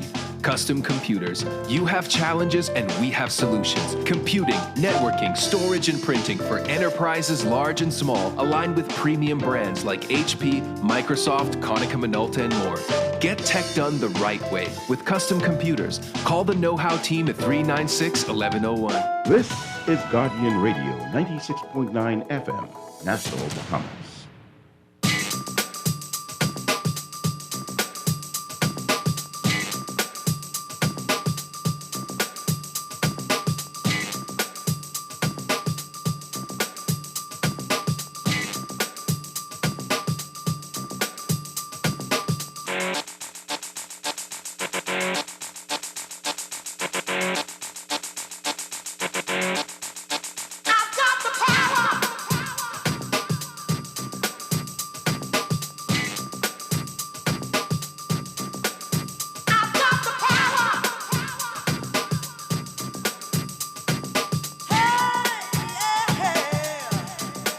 We're back with Morning Blend on Guardian Radio 96.9. Dwight Strachan on with you on this Thursday morning. Coming up in a few minutes, we're going to be talking with Alive about their June specials. And then in business, we're talking with the National Insurance Board about their rate increase that begins July 1st. What do you need to know about that? Just a few days away now. That's all ahead, but we continue to talk about BPL. The government confirming that it has a 25-year deal with Island Grid to form the special purpose vehicle Bahamas Grid, and they're going to do a 60-40 share split, 40% being in the hands of the government, and BPL insisting that this is only going to manage the T&D, transmission and distribution assets, and that this is not privatization. It doesn't amount to privatization. Many of us are not sure about that, but we're getting a reaction to it. So that's happening. I've got a lot of your text messages to get to. You can continue to call in 323-6232, 325-4316, 325-4259. Call us toll free, 242-300-5720. Tweet us, Facebook us, text us, 422-4796. The minister saying in the House yesterday during the, this is Joe Beth Kobe Davis, during the debate on the budget that 123 BPL employees will be seconded to the new Bahamas Grid Company for a period of a year, and that after that time, if they wish, they can opt to return to BPL. What will they be returning to, and what will they be doing? That's a great question. I don't know the answer. I want to know the answer. We don't. Maybe, who knows, the rate things are going. By tomorrow, Friday, next week, Monday, we might find out the answer to that as everything's coming in piecemeal. That's all happening while we got a lot going on in terms of the current state of BPL and rate adjustments and people questioning what this is going to do. And the Chamber of Commerce saying that, and this was questionable as well, on Monday when the minister said that they're going to make it free, the first 200 kilowatt hours for everybody. But later we heard that above 800 kilowatt hours, there will be an increase. So what? And have you looked at your bill? There's a lot over 800 kilowatt hours unless you've got like one lamp in your house or something. So what is that? How are you saving any money at all if that end is going to be increased? And that's a higher portion of what you're paying anyway.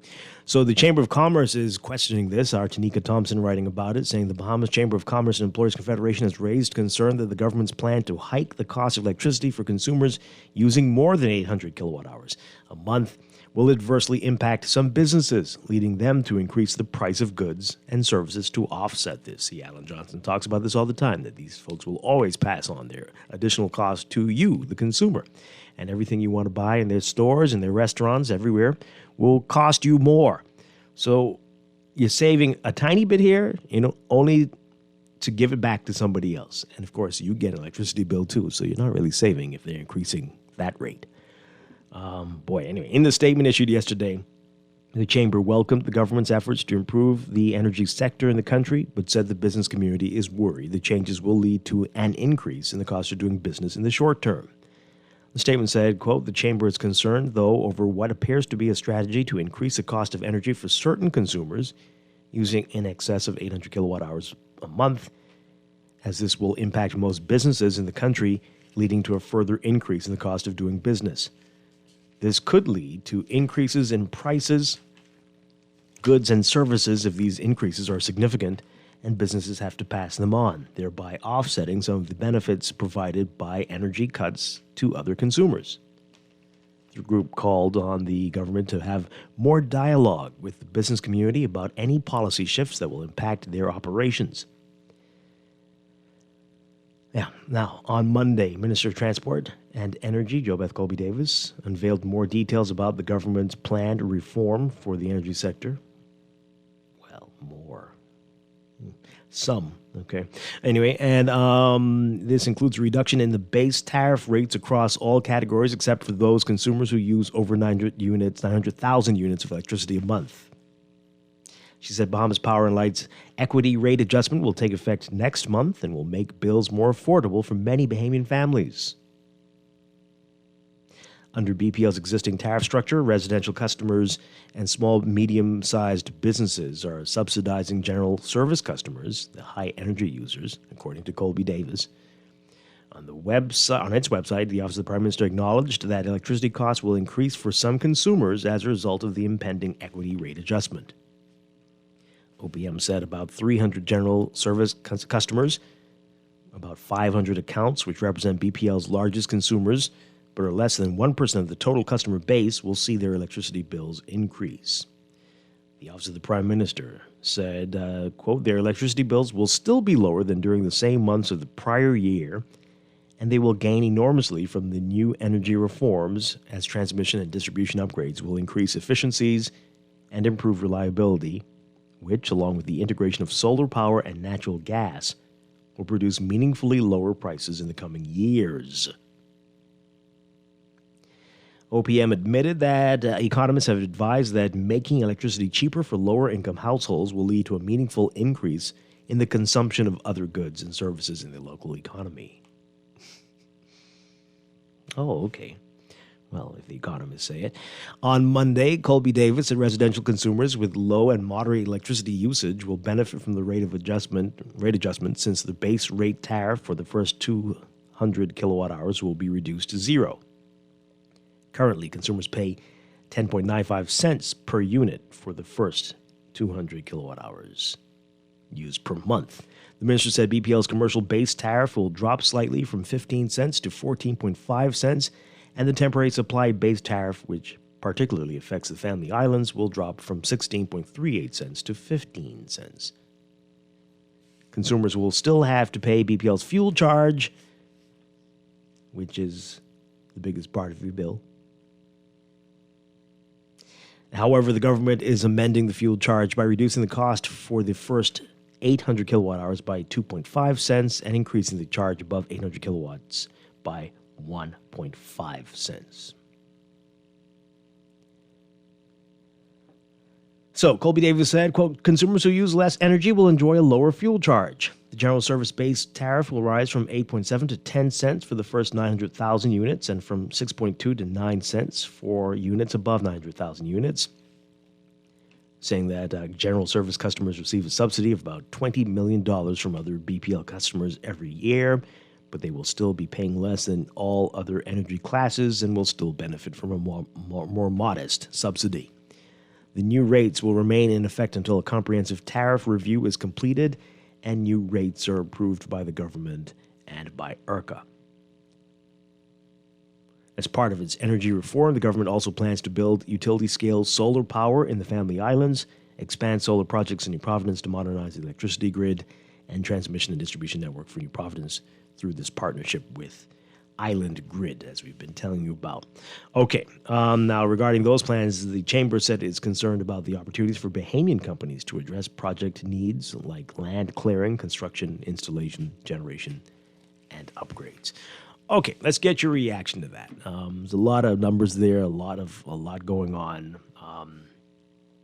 What are you thinking? Did you see your bill for this month? How do you feel about that? Mine is up quite a bit. Do you think they're going to see any relief anytime soon? Let's hear from you. 323-6232, 325-4316, 325-4259. Toll free, 242-300-5720.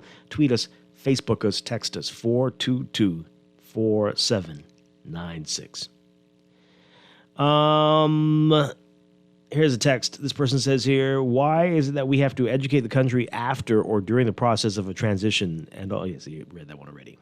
Who is Island Grid? Yes. They go on to say, successive governments have been operating under a system that has never designed to be run effectively by people of color. What now? The Westminster system is not working in a country that is highly influenced by American trends and culture. Okay. Well, I don't know about that part of it, but it's something else that's causing it not to work properly. But anyway, the people who put the system in place, take a look at the businesses they put in place for their family legacy. Now look at the people and their families that took over when the UBP were voted out. Mid-30s individual here, Dwight. I see the play. Okay. Interesting. Okay, thank you very much. And I think you're not entirely off, but a little bit. Got to focus a little bit more. I mean, Canada also has this system, and it certainly works a lot better than what we're doing. So we've bastardized it a whole lot, and we don't have the will to fix it. At least the people we like to vote in don't have the will to fix it. This person says here, I know you're being tight-lipped. I'm not. I don't know anything. But they're calling names about who owns what and who's trying to buy everything. And everyone can figure out who they're saying. They've got a bunch of text messages saying the same thing. Wow. Privatization is not the issue here. How the government is going about it is the issue. Brand new company got the contract, yet they're borrowing $100 million from private Bahamian investors and going to the public for $30 million. Who are the players? Was there a tender process? This person says here, my BPL bill doubled this month. I'm not the only one. I've heard this happen to ... Okay, who? This is robbery. I can't afford this. Yes, bills seem to have gone up, but it has been very hot. Maybe they'll say that's what it does. But you know what's interesting? My bill shows that my consumption is lower than it was a year ago. So what's that about? But anyway, on Dwight, I think it's simply smoke and mirrors and an attempt to transfer energy assets into the hands of special interests. The only thing this government seems good for is spinning the narrative and trying to pull the wool over people's eyes. Well, I wish they would talk to us more. All right? Not after the fact. update us during the whole process, not be so secretive and not be so cloak and dagger. What is that? Why? What's the reason? Everybody likes to use the word transparency, but do they mean it? Do they know what it means? Maybe they don't know what it means. But this person says, your last caller always has the answers but didn't come up with any solutions. I don't remember what he said. Which one was that? I'll tell you one thing. With a private partner, you will have to pay your bill monthly or else. That is the truth. C. Allen calls every day, long-winded and anti-government propaganda, but he has all the answers, but only talks and no actions. Everyone claims to be for Bahamians, but will only help Bahamians as a politician. I mean, I don't know. What do you mean? You're saying he should run for office? That's what you mean? Is that the only way to help anybody? I mean, are the people who... We have many examples of that working? Okay. This texter says, there's no way this can work without cutting costs. The government is excited that the public will have no sympathy for all the BPL workers who will be laid off. They're saying no one will be laid off, though. If it means that their light will stay on. Oh, okay. And their bills lowered.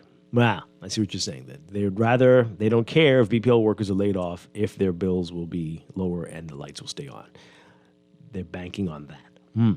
The other caller is right. The PR machinery did well.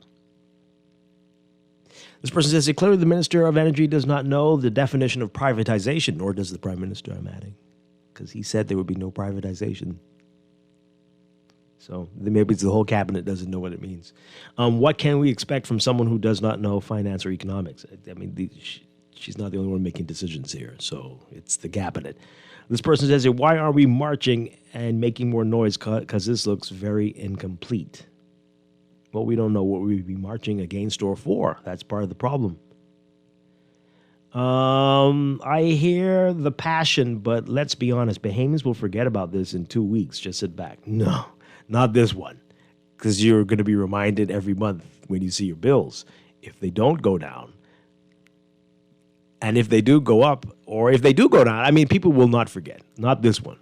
This person says, the planning is still in progress. I think they're saying this is why you are getting info in drips. No master plan as should be done, as others have said. Okay. Call me crazy, but this sounds like a setup for foolishness. Why bring the details of an incomplete agreement? What vital things may be changed in the completed agreement and not communicated to us until we start to see something foul happening?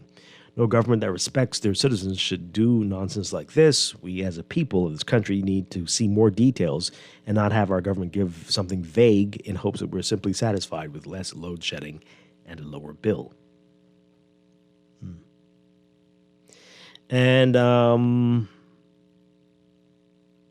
this text here, I'm wondering if the BPL deal is the best deal the consultants came up with. Really? Is the government for or against the Bahamian people? Another text, this deal sounds slippery. Keep your eyes on them. And another one, that caller said that he is... Oh, okay. Yeah, sure. Let's take this call, then we got to go to a break. Good morning, you're on the air. Hey, good morning, Dwight. Hi. I hope you're doing well. I'm trying. Dwight, I don't know if you could answer this question for me. But, Probably not. When BC was sort of broken up and BPL was formed, right? BPL is would have been the management side of BC, right? And my question is, because we seem to be using BC and BPL interchangeably, right? As do they. But yeah. So when she says that was the assets from BEC transferred into the new management company of BPL? It's a good question. Because you still see BEC trucks driving around. Right. But you see BPL trucks too. I don't know what BPL does that's different from BEC. Right. I don't know if they know. Does anybody know what's going on? Yeah, because I mean, it seems to be the T&D the district transmission and Distribution. Uh-huh. Is that still under BC or under BPL? A, B, C, D, E, F, G. I don't know. It's just whatever buck up. I don't know. I don't know. Maybe somebody knows. Yeah. One day they'll explain. I don't know. But Dwight, why didn't you get that? Would Mr. Cambridge should come on again and to explain? When was the last time we heard him speak? I think it's almost been a year. Yeah. Can you ask him to come on and to explain to us exactly what is going on? We'd sooner get Donald Trump on the show, I suspect. I have a feeling. But okay. Right. But yeah. We'll see. Thank you very much. Appreciate it. Many mysteries. Many mysteries.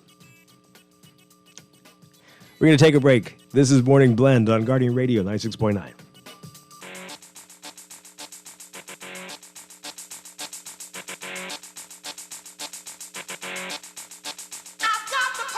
Here's the show-winning art store moment from Shelley and Dee Dee. We're the only full art store in the Bahamas. If we don't have it, we make a list, and trust me, our boss can get that. If you need that, he can get that. You can find sketchbooks, acrylics, the canvases in all sizes, stencils. We have the Angelus that they use on shoes and letters. We're the only persons in Nassau that carries the Montana spray. We have the Krylon sprays, watercolor and paints, the oil, chalk paints, the alcohol paint, metallic paints, the little Floetrol, and we have cleaning products for the artists, thinning products for the artists, and Crayola colors, and glitters, pencils, the Posca markers, and pastels, oil, and the acrylic pastels, dyes. Oh yeah, we also have airbrush paint. I didn't forget that part of the movie. Gift sets, hobby craft, oil, shrimp, stew, shrimp gumbo. But art supplies. We have a lot of them. Sherwin-Williams Art Store. Find colour in every day. RBC. Life is full of twists, turns, and defining moments that create your own unique story. However your story unfolds, we're here to help guide you through it. From every big decision to every new adventure, RBC. Visit rbc.com/Caribbean/all of you. Looking for great device deals and offers this summer? Look no further. Alive has special discounts on the latest smartphones, Ring devices, and accessories. Plus, as an Alive customer, you can expect exclusive Get Extra offers and rewards, which means even more value for your money. We're talking more data, prizes, and surprises. Upgrade with us and experience the perfect summer with Alive in store or at bealive.com/deals. Attention all Dunkin' lovers. Are you ready to fly away this summer? Dunkin' has an irresistible offer just for you. During the month of June, every purchase of a dozen donuts at Dunkin' enters you for a chance to win big in the Father's Day Flyaway. 2 lucky winners will jet off on Bahamas Air with round-trip tickets to any Bahamas Air destination. Dads flying on Bahamas Air on Father's Day receive a special Dunkin' treat. Visit Dunkin' today and enter to win in the Father's Day Flyaway. The Bahamas flies on Dunkin'. Happy Independence Bahamas! Let's celebrate 50+1 together with a unique Janae's Uniform Center Independence print, dry-fit polo or t-shirts, ribbons and pole bows in black, gold, and aquamarine. Janae's special family package includes buy 2 adults and 3 children Independence polos or t-shirts and get 15% off. Outfit your staff for a special Independence dress of week or day with a different design. For more than 30 pieces of Janae's Independence polos or t-shirts, get up to 25% discount. Janae's Uniform Center Chesapeake Road Independence Selections. Choose your favorite and celebrate 50+1. Restrictions apply. This is Guardian Radio 96.9 FM. Fresh news, smart talk, all day.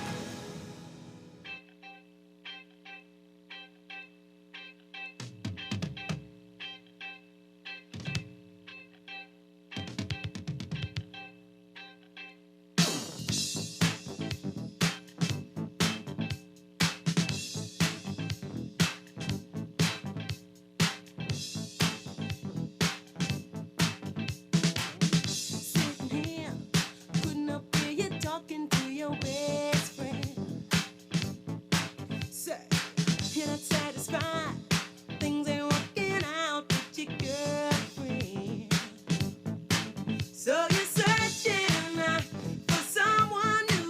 someone to hold you tight, someone to treat you right.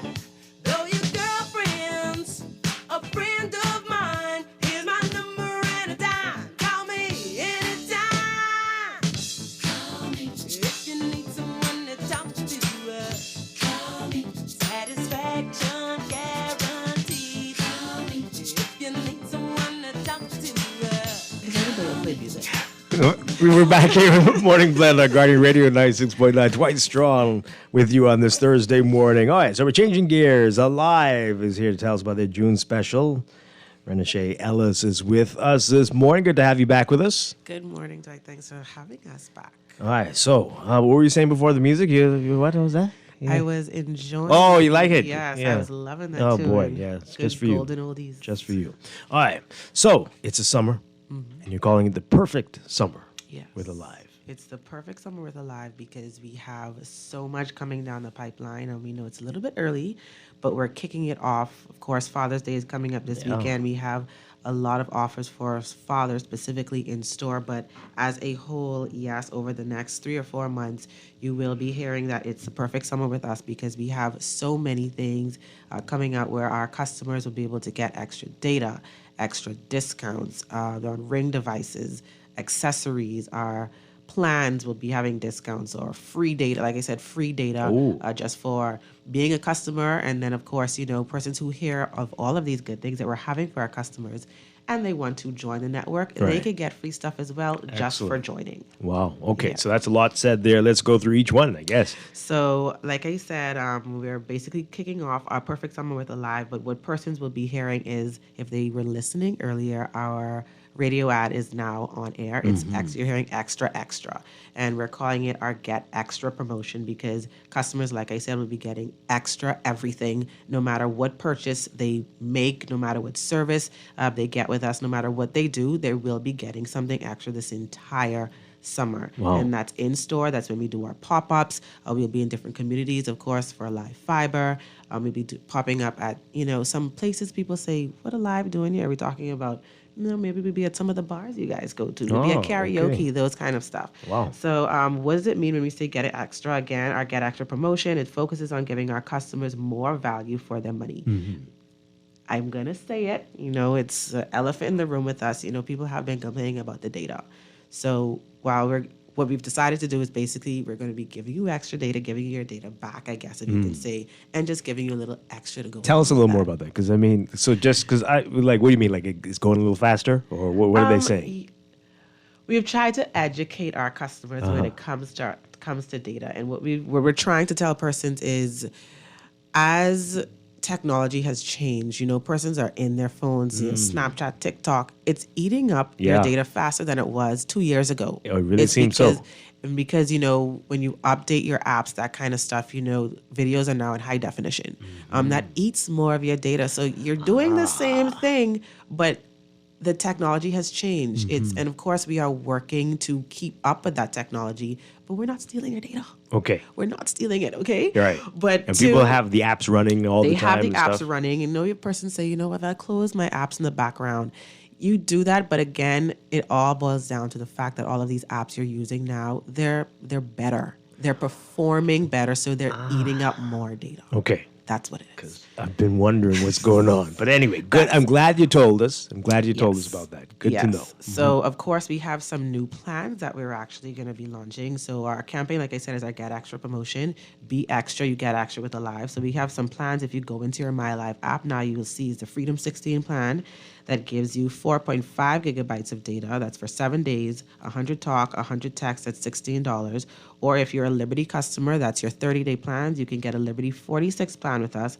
That's a 30-day plan that gives you 8 gigabytes of data, 330 talk, 330 text, and that's $46, of course, all VAT inclusive. Okay. Now, if you're a person that uses our Liberty plans and our Freedom plans, you already hear that, of course, the allotment is more than you would get with your regular plan. So that's what we're doing for you. Of course, what we have coming up as well is every Tuesday, you will actually be able to get extra data on a specific plan. Yes, you'll be able to get data on a specific plan every Tuesday, and that's those Liberty 30 and Freedom 16 plans.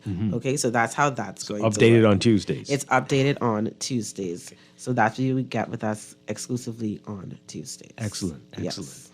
Wow. Oh, you mentioned it before, Father's Day. What specials do we have for that? So for Father's Day, of course, we're going to have device deals on the iPhone 15. We have Nokia devices, Samsung devices, and of course, a big thing for men we've seen over the last few months is when we have those TVs in stock. They are definitely into those smart TVs. So we'll have the TCL Smart TV on special for Fathers this weekend. And of course, if persons may forget, sometimes we also have Ring devices.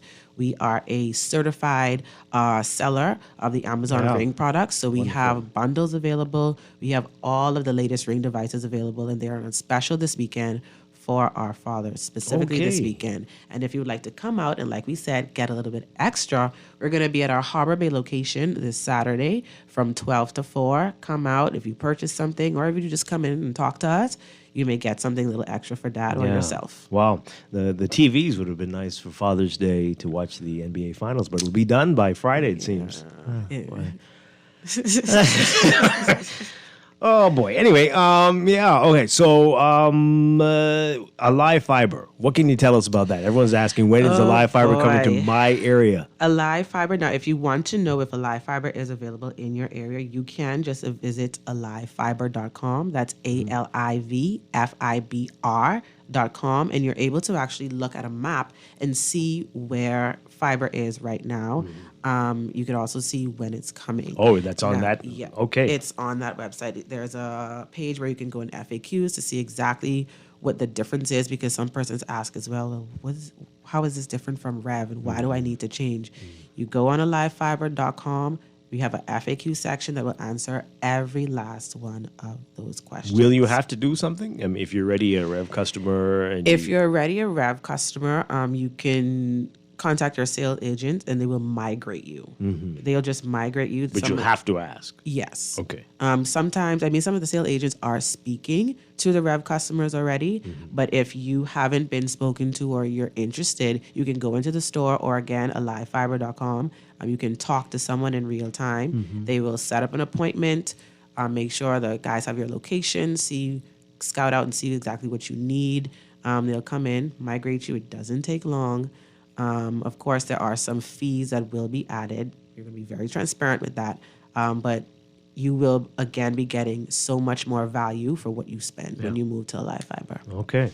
I've got some text here. People asking about Family Islands. Are the Family Islands going to be seeing any specials? Are they getting extra as well? Yes, they will. All of the Get Extra offers, deals, discounts that we have going on are available over the entire Bahamas. Wherever Live is located, you can take advantage. Now, when it comes to live fiber, that is a slower process. Eventually, it will get to our Family Islands, but right now, you have a live wireless in the Family Islands, and of course, we still have Rev out there. Okay, excellent. So remind people, how long do you all consider summer?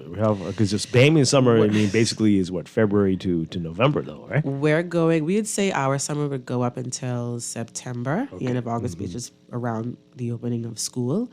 So like I said, please pay attention to, you can visit bealive.com/deals, where you could literally see all of the deals we have going on, alivefiber.com for specific Alive Fiber inquiries, and you can follow us on Facebook, Instagram, TikTok, LinkedIn, Twitter at We Are Alive. That's WEAREALIV,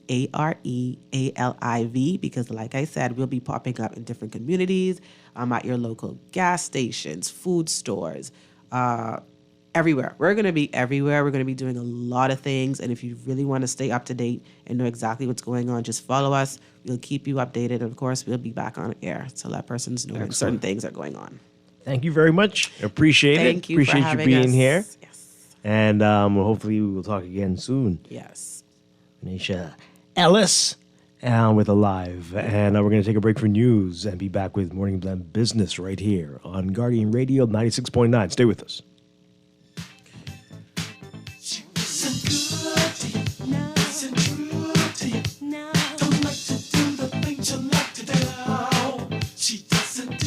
We all know that our country's electricity infrastructure is decades old. It is breaking down, it is too expensive, and it cannot transmit clean energy. Small changes aren't enough. We are taking it all on. Upgrading and modernizing the grid, solar power, major energy reform. That's how we get to lower prices and more reliable electricity. It will not happen overnight, but it will be game-changing. Go to newenergyera.gov.bs to learn more.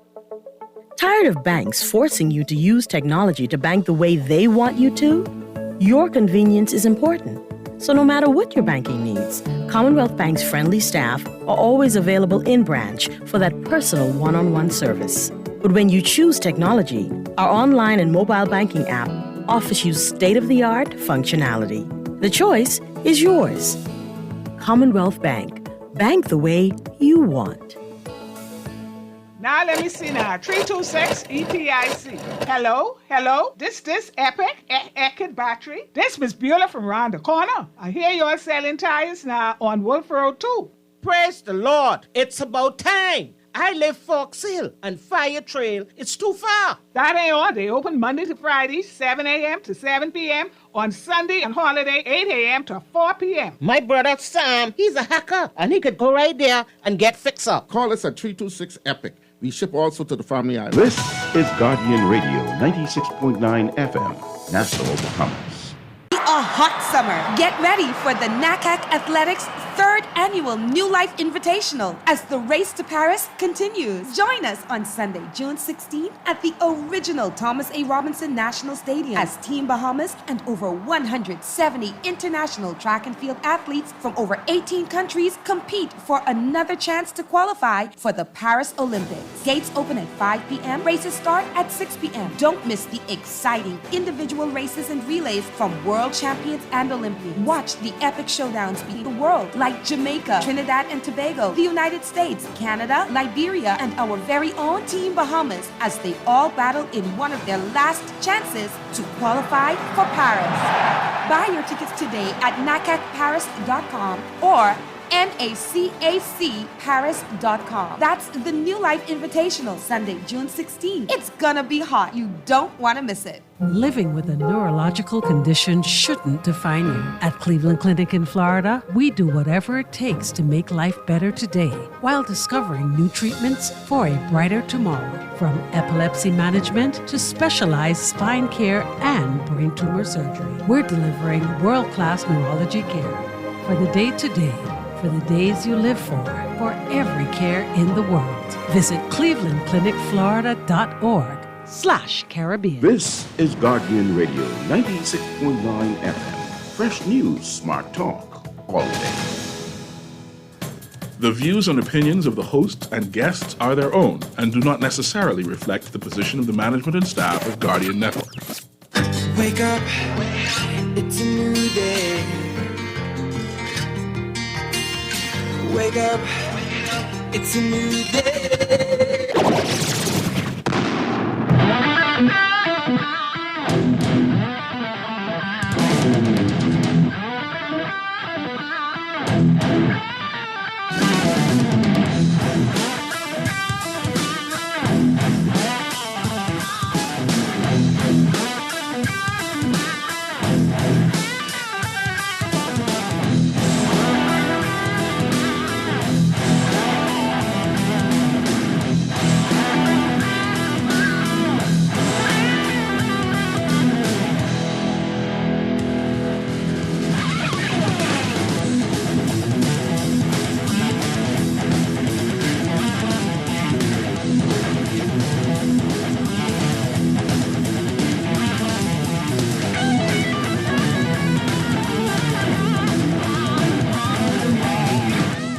Good morning and welcome to Morning Blend Business on this Thursday, June 13th, 2024. Welcome back to our Morning Blend listeners. Once again, I'm Dwight Strachan.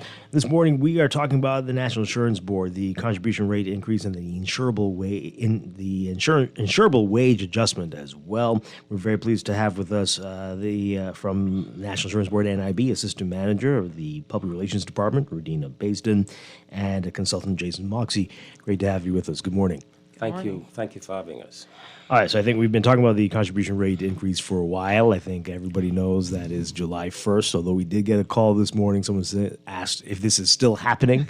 It is indeed still happening, right? It's still happening. Tell us the very latest on what's going on with that. With the contributions? Yes, increase? just so what people can expect come July 1st. Right, so July 1st, the rate is increasing by 1.5%. For persons who are employed, so employed persons, that's split between the employer and the employee at 0.75%. Self-employed persons would take on the full 1.5%, similarly as voluntarily insured persons. So that's still happening July 1st. Yeah. No more debate about that. That is no well debate. on its way. That's happening. What's been the reaction, though? We know you've had a major campaign to let people know about this. Are people on board? Do they get it? From what I've seen, going out and speaking and doing different engagements, people are resolved that this has to happen. There's no choice. I think people need NIB. They want NIB. They rely on NIB. And so I think whatever it takes to make sure that NIB is still around is what they understand has to happen. There are going to be some people who don't like it for their own reasons, but it's still something that has to happen. I haven't seen or felt a lot of pushback in regards to that. Yeah. What about you, Mr. Yeah, Moxie? Jason Moxie? that has Get a been- little closer to that mic for us there. Yeah, that has been my experience as well. As a matter of fact, I just left Grand Bahama last week where we had a meeting with the Chamber of Commerce there along with a number of radio interviews. And the reception has been quite well. As a matter of fact, persons recognize that if it doesn't happen through NIB, government is responsible at the end of the day should there be a deficiency in the fund. And where does the fund come from? It has to come out of the consolidated fund, and the funds in the consolidated fund come from the masses. So at the end of the day, persons, I believe, now understand the need for there to be an increase. Right. So explain the self-employed persons again, what they have a unique situation, but again, what they will need to be doing here. They pay the full brunt of their own contributions, right? So currently they pay at a rate of 8.8%. Due to the rates increase that's happening as of July 1st, the 1.5% increase, they will now be paying a contribution rate of 10.3%. So their rate is going to increase to 10.3%. So that's the difference for them. So for them, they just need to make sure if they, do it manually, they download the appropriate forms, maybe speak to their inspector for guidance if they need to figure out how that's going to work or what that calculation is going to look like. But we have all that information on our website. The inspectors are there to guide them through that process. Additionally, the self-employed persons need to be aware that they're not eligible for unemployment benefit. When the rate was increased from 8.8% to 9.8%, that excluded self-employed persons from being eligible for unemployment benefit. So that's really the difference between their entitlement under the national insurance regulations compared to that of an employed person. So we talk in percentages, but for people to understand that, like, give us some examples in terms of dollars. How much of a difference will it make with what you take home after July compared to now? All right, so if you want to talk salaries, if you look at a minimum take-home income of maybe $260 per week, the difference is we did say the 150 percentage increase is split between employer and employee, so that's 0.75% increase. So for somebody earning $260 per week, that's a difference of about $1.75 per week that would be paid into NIB. For somebody who has a monthly salary of $11.27 per month, that's a difference of roughly $8.45 per month. And then somebody who's going to be on the maximum scale of the contribution wage ceiling, which is about to increase July 1st as well, they would pay a monthly difference of about $38.15 for the employee, whereas the employer would pay about $44.19. Yeah, that's about $8.81 per week difference per employer-employee. Another example we need to look at, because I know the employer is concerned about their costs. So, for example, an employer who has a payroll of approximately $50,000 per month, the additional cost for them is going to be about $375 per month or $4,500 for the year. So it's not a substantial cost to the employer in order to ensure that their employees at the end of their work life, in particular today where employers are not required to provide a pension for their employee. Right. And so their contribution really is to ensure at the end of the person's work life that they are able to receive a pension. But even so, during their work life, the employer has a right to adjust one's sick leave, maternity leave, injury leave by whatever amount is paid by national insurance. Right. In other words, the intent is not to supplement one's income, but to ensure that the person maintain a level of income that they've accustomed to while being employed. I mean, does it make sense, for example, a person who earns $600 per week and they go on sick leave, NIB, in fact, will pay them $360. So their employer is only obligated to pay them $240. But if they were to pay the person $600 plus they receive $360 from NIB, then there's no incentive to return to work. And so that is how the employer benefit as a result of their contribution to NIB. Yeah. All right. So there was something you said. We'll come back to that. So we know that initially the actuarial review had suggested that there needed to be increases every few years. The government initially had said we'll see how this goes before they decide whether that'll be necessary. Has there been an update on that? Or what do we know at this point? We're still at the same point because there's an actuarial review due again next year. And so based on any improvement in the level of efficiency in terms of the collection of contribution will determine whether or not there's an urgent need for a further increase. Okay. Is there a timeline where we can say we have to wait for that review? Is that what you're saying? Or what do you think is going to happen? Again, the review, well, I'm sure the actuarial department has already commenced preparation of their information pass on to the actuary for him to review and make such a determination and report on their findings. Right. Okay. All right. So we'll come back to that in a bit on the contribution rate. If people have other questions about that, you can text them 422-4796, tweet us, Facebook us, and we'll take some calls a little bit later. But you did mention it, Regina, about the insurable wage adjustment. This is all happening at the same time? Correct. So oh boy. This just happens to be the even year, so that's how I like to remember it. It makes it easy. So based on amendments to national insurance regulations, we know that every 2 years the first automatic increase happened July 2014. Every 2 years subsequent to that, automatically the insurable wage ceiling is going to increase. That's based on the change in the retail price index over the previous 2 years plus 2%. So the purpose really is to make sure that benefits and any grants, et cetera, remain in line with the cost of living and any inflation. So you always want to make sure that these things remain relevant. So that's our way of making sure that that happens. So even year 2024, that's happening July 1st as well. It just so happens to coincide with the contribution rates increase that's happening as well. Okay. So may I Jason? just interject? So prior to 2013, when the adjustment was enshrined in law, increases was done on an ad hoc basis. As a matter of fact, when the program first started, the insurable wage ceiling was $110. The first increase occurred in 1984, July of 1984, when the ceiling was increased to $250.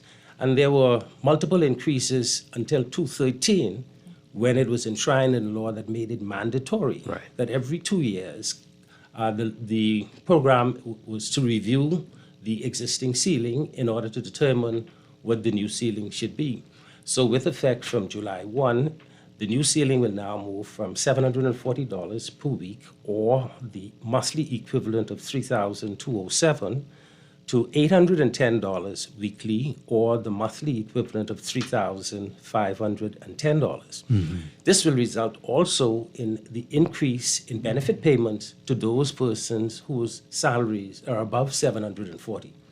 Bear in mind that the rate increase will affect everybody. The insurable wage increase will only affect those persons who currently above $740. So at the end of the day, a person who earns $900 will pay the same amount of contribution as a person who earned $810. Right. Right. All right. So yeah, I think you just did just now to explain the difference there because people do hear this and this goes up every 2 years. Like, but you keep saying that there's not been a rate increase, but these are very different. Yes, absolutely. A rate increase affects everybody, as it did when the unemployment benefit was introduced in 2010. That affected everybody. An insurable wage increase will only affect those persons who earn above the existing insurable wage ceiling. Right. Okay. All right. Let's see if we can get some folks. If you have questions, give us a call. 323-6232. 325-4316. 325-4259. Or call us toll free. 242-300-5720. Tweet us, Facebook us, text us. 422-4796. All right, so for those who do make above 740, I guess the rationale is that they can afford all of this at one time, or do people are people saying that this is a lot that you're putting on me? How do you rationale this with them? Well, it's again, the insurable wage increase is relevant to the salaries that are being paid today. And so therefore, a person earning $1,000 per week and currently paying on $740, it means that their benefit is not relevant to the salary that they currently earn. And so the intent really is not to, for those persons who earn less than the insurable wage, will it pay on their actual salary. For those who earn above, we try to keep their benefit relevant to the salaries that they earn. And so therefore, in order for them to get more, they pay more. Right. Yeah. If I may give an example, right, a very tangible example. Say for that person who currently earns $740 per week, because that is their salary, if they put in for unemployment benefit, which is paid at 50% of your wage, then they only get an unemployment benefit of $370 for that week. When the ceiling increases to $810, if they in fact earn that amount or over the $740, that 50% increases because more of their income is insured, if that makes sense. Right. Yeah. So that the person who paid on $740 before, now paying on $810, would now have an unemployment benefit of about $405. Yeah, it's not a penalty. This is going to benefit you if should anything happen to you.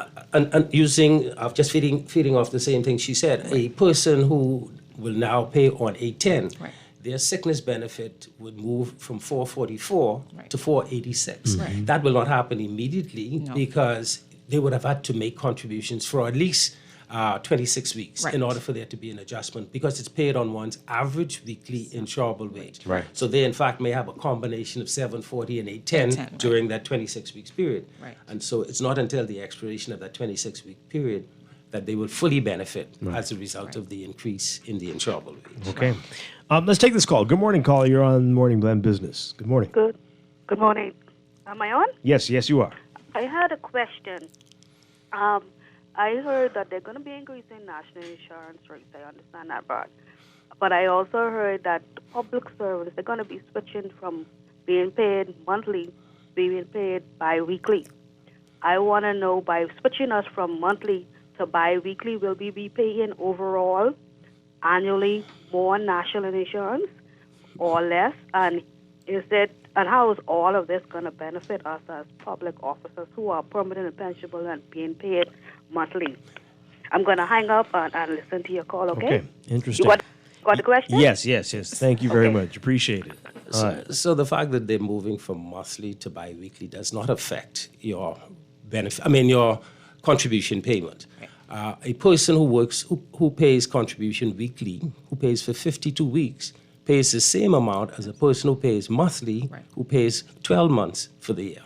So at the end of the day, a person who is paid bi-weekly and was previously being paid monthly, the figure would just be prorated for the month. That's all it is. Yeah. So there would be no additional cost to that person, nor would their benefit be affected as a result of them being paid bi-weekly as opposed to monthly. This text here, about the new insurable wage, why are so many HR departments saying that they were surprised by this? I didn't hear them saying that, but anyway, are you hearing that?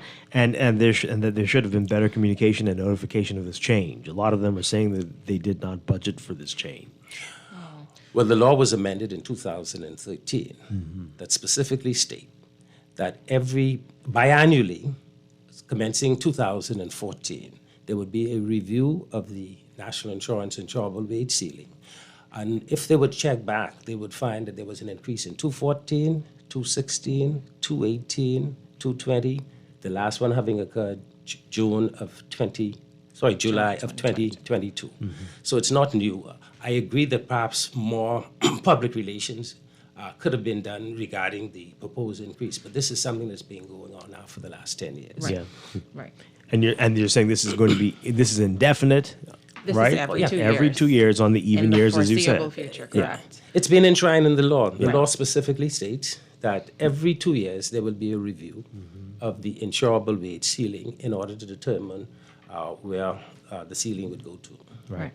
And once we get confirmation of those figures, we communicate it. Right. This person's asking about people who run businesses from their homes. How do you manage, or how do you deal with contributions from folks like that? So anybody who works from home, I'm imagining, is a self-employed person. We know that compliance amongst self-employed persons is not the best. We don't have the best track record with that. It's really a person to try and maintain compliance. Our inspectors do their best to try and manage that, but self-employed persons are notoriously difficult to police just because of the nature of the work they do and where they work from. We can speak about the fact that compliance throughout the country is at a level of about 55%. In Bahama, it's 45%. So we do need to improve it, and efforts are being made. I think we're about to take on some additional inspectors. Mr. Moxie can probably speak a little bit more about that. Well, currently we have 26 persons in training to become inspectors. Hopefully 18 of them will be sent to various family islands and a portion to be used here in New Providence. But I also want to speak about persons operating a business from their home. While the inspector has a right of entry into a public place that is doing business, it does not have a right of entry into one's personal home unless there is a sign indicating that they're doing business within. Right. In that particular instance, they can visit the home. We know, too, that there are a number of domestic employees who their employer perhaps is not paying contributions on their behalf. We encourage those persons to visit our compliance department to report or to inquire as to whether or not contributions are being paid on their behalf. And when that happens, then we have a right to make contact with the employer. But an inspector does not have a right to enter a domestic home for the purpose of carrying out an inspection. All right, so this texter's asking about that. And I'm sure a lot of people are curious. So let's just say that you are, on Saturdays, you bake cakes and people come and buy your cakes. Should you be paying contributions? I mean, is that to be expected? So tell me this: is the person might be employed elsewhere? Right, they have a job, real job, but they have another job. Yes. So only one contribution is due. So you don't need your employment takes precedent to that of yourself. Okay. Right, but we would still encourage them to register as secondary employment, I guess, Well, perhaps. that may, or unless they require a business license, Right. then they in fact will have to register with us. But if they don't need a business license, and I'm sure they perhaps don't, if they're just baking cakes and selling it from their homes, then a business license may not be necessary.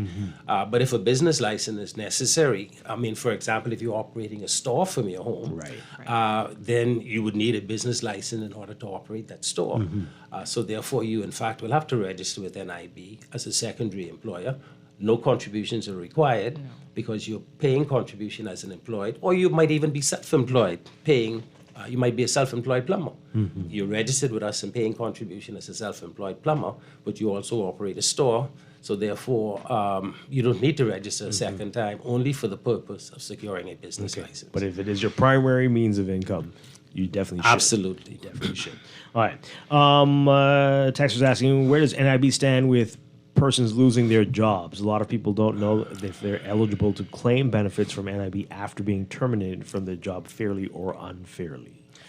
So that would be where the unemployment benefit kicks in.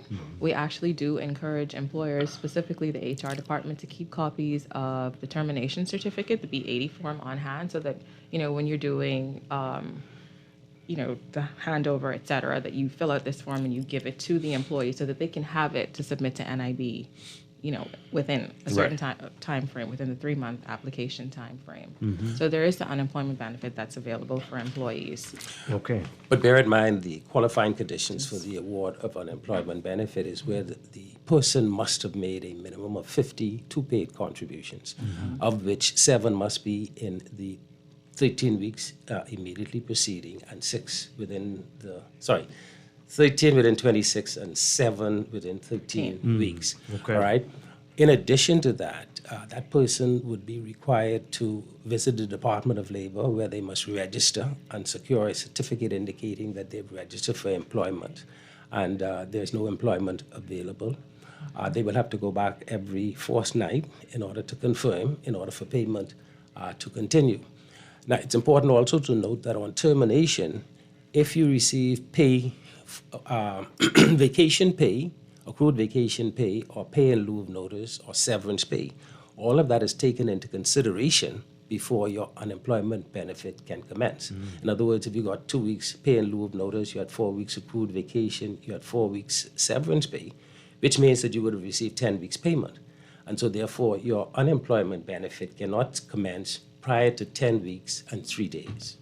So if you find a job within that period of time, then it means you're not eligible for unemployment benefit. In addition, unemployment benefit can only be paid for 13 weeks at one time. In other words, you must return to work and work for a 52 weeks period before you can commence unemployment benefit again.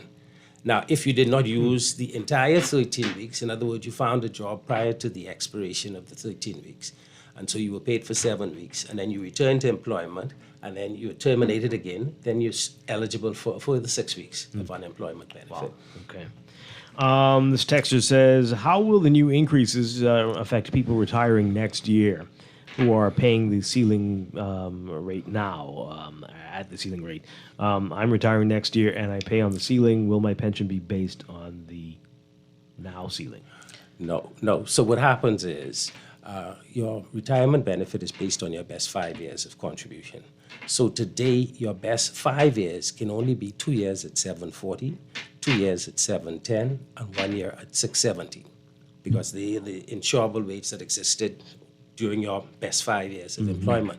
Should you retire after December of this year, it means that this year can be used because you would have made 26. You need a minimum of 26 paid contribution in any contribution year in order for that year to be used as one of your best 5 years. So if you were to retire in January of next year and you were paying on the ceiling of 810 now, it means you'd have 1 year at 810, 2 years at 740, and 2 years at 710.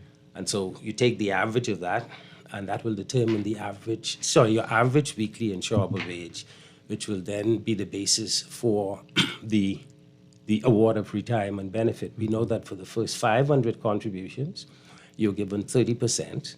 And then for each 50 paid and or credited contributions beyond 500, you'd get an additional 1%.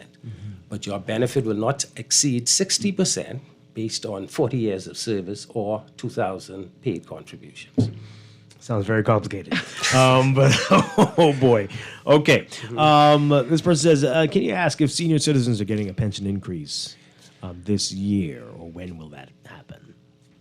Right, so we expect that to happen. We just don't have what that will look like right now. So that is something that's being decided on at the moment. So we don't have. Is that the NIB level, or is that the cabinet level? Where is that? Where does that stand? That's at cabinet level. Right. Well, again, that's based They on promised that, I think, right? It's based on the retail price index, right? Because they look at the level of inflation over the years. And then they will determine what percentage. It will not exceed 5%, but it can be anywhere from 1 to 5% increase. We hope to get maybe confirmation this on that year. soon. No, it will be this year. It will Okay. be, yes. Okay. And if it has to be back paid, then it'll definitely. But it was supposed to be July, is that Yes. yeah. Effective July 1. Right. Yes. Okay. Is there any benefit for a retiree who has worked 30 years but has not reached 60 as yet? Unless that person is deemed permanently incapable of work, that person may then apply for invalidity benefit, which is payable to a person under the age of 65. In the absence of that, if they're unemployed, then there's no benefit to be paid. Right. Other than the short term. Yeah. Well, he said that they've retired, so. Oh, retired. Yeah. Okay. No, before 60. Oh, Yeah. okay. No. Okay, we mentioned it earlier about the unemployment benefits. What I would like to know why self-employed people don't get unemployment benefits. Sounds like discrimination to me. If I'm paying full contributions, why not? Well, they're not paying. That is why they were excluded from paying the additional 1%. They pay the 8.8%, which makes them eligible for sickness, maternity, unemployment, retirement. Not unemployment. Sickness, maternity, funeral, retirement, invalidity, survivor's benefit. And under the industrial branch, injury, disablement, death, funeral, and free medical care. Wow. Okay. This person says, well, what if I have 3 jobs? And I mean, you got a lot of income coming in, but you're only required to. Contributions are still only required from one employer. But mind you, there's nothing in the law that prevents multiple employers from coming together. If, for example, 3 employers are paying a salary of less than what the ceiling is, in other words, you might be working 3 places earning $200 per week each, which means you're earning $600. The law do allow for 3 employers to come together and pay contribution on that one salary of $600. Invariably, that does not happen in the I was going to say, I can't imagine that happening. No, it's not going to happen, but the law provides for it. Wow. The law provides for it. Got to be very well liked, I guess. What can a person do if they're under the impression their employer was making contributions on their behalf and now they're finding out after coming to NIB for their unemployment benefits that they weren't? So we would encourage them to visit our inspector department. They can come in, meet with an inspector. There's a form called a statement by employed persons where they just lay out everything. They let us know who they were employed by, what their income was, their wages, any evidence that they were employed. We encourage persons to bring. So, any pay stubs, job letters, just anything that can support that claim, and just let the inspector know what's missing, what may have been paid incorrectly, et cetera. And the inspector would be armed to go after that information, relate with the employer. Okay. And the good thing about it, right, at the end of the day, if it's determined that this person was employed by John Doe, and John Doe failed to pay contributions on that person's behalf, it means then that John Doe now will have to pay both the employee and the employer's portion. He cannot now recover from the employee the portion that he was eligible to pay. And so that is what happens in a lot of cases, in particular domestic employees, where the person would say, well, look, you don't have to pay national insurance for me. But at the end of the day, the first place they come to is NIB. Yeah. And now the employer has to pay both the employee and the employer's portion. Wow. Right. The law does not prevent the employer from paying both, but the employee cannot pay the employer's portion of the contribution. The acceptance really, the acceptance is really persons who work in the tip industry. We know that the employer in the tip industry is only required to pay contribution based on their base pay. Any tips that is added to their salary up to the ceiling must be paid by the employee alone. So the employee in this particular instance, based on the existing contribution rate, pays 9.8% on their tips. And so at the end of the day, when they claim benefit, their employer cannot adjust their sick leave pay based on the total contribution made by that person. They can only make the adjustment on their base pay. Right. And so the employee will benefit solely based on the contribution he or she made on their tips. Yeah. How common is that scenario that you painted there, but with the worker saying you don't have to pay me national insurance, but then still end up having to go and claim? I suspect it happened more in the domestic employment than in general employment, because most employers realize that, look, I mean, I have an obligation to pay. But I suspect it happens more frequently or often with domestic employers. Yeah. Well, getting a lot of text messages. People have a lot of questions. They're getting very specific, though. We're talking with Radina Baisden and Jason Moxie here. This person says, I requested Inland Revenue to suspend my business license from 2019, but in 2019, I informed NIB that the suspension was requested. Why is NIB still contacting me about outstanding payments? Plus, the business was never started. Sorry, go ahead, Rudia. Well, I was just going to say, in that instance, the person just would need to meet with their inspector. Maybe that's a contact that I could take, and we, get that information to that department, to the specific inspector. But maybe Mr. Moxley. But more specifically, a self-employed person, payment of contribution is unlike that of an employed person. And I think this is where there seems to be this level of confusion. A self-employed person pays a contribution every week, regardless of whether or not they earn $1. Because their income is based, or the insurable wage on which they pay contribution is based on their earnings of the previous year. And so if they only work 26 weeks during the previous year, they had to take their net salary or net income and divide it by 26, which means that they would pay on a smaller insurable wage, and it's expected that they would pay every week. Now, unless you cease to be a self-employed person, you must advise the board that I'm no longer a self-employed person. Right.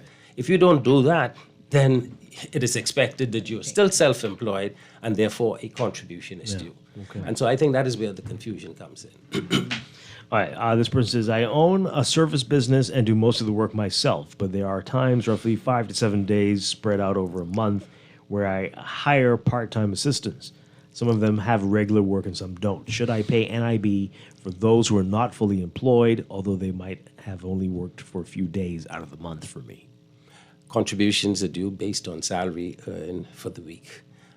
So you may have agreed that this person's salary for the week might be $500, but they work only 2 days for the week, and you pay them $200. So you pay based on the $200 and not the $5. Okay, all right.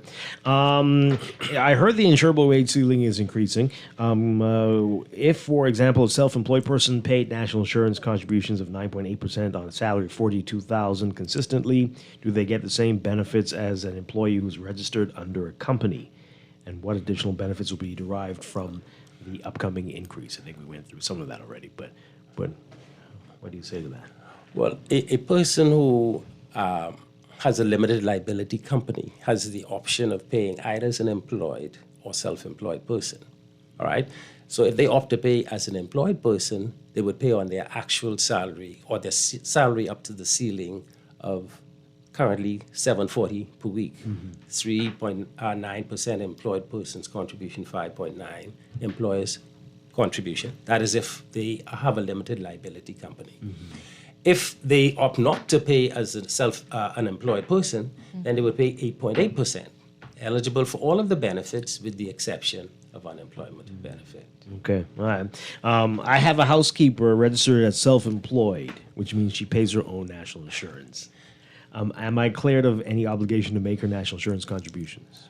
Well, I mean, how was it determined that she is self-employed? I mean, unless she worked for multiple, she ply herself as a self-employed person working for multiple employers. In other words, a self-employed person is an individual who is not dependent on any one person as a source of income.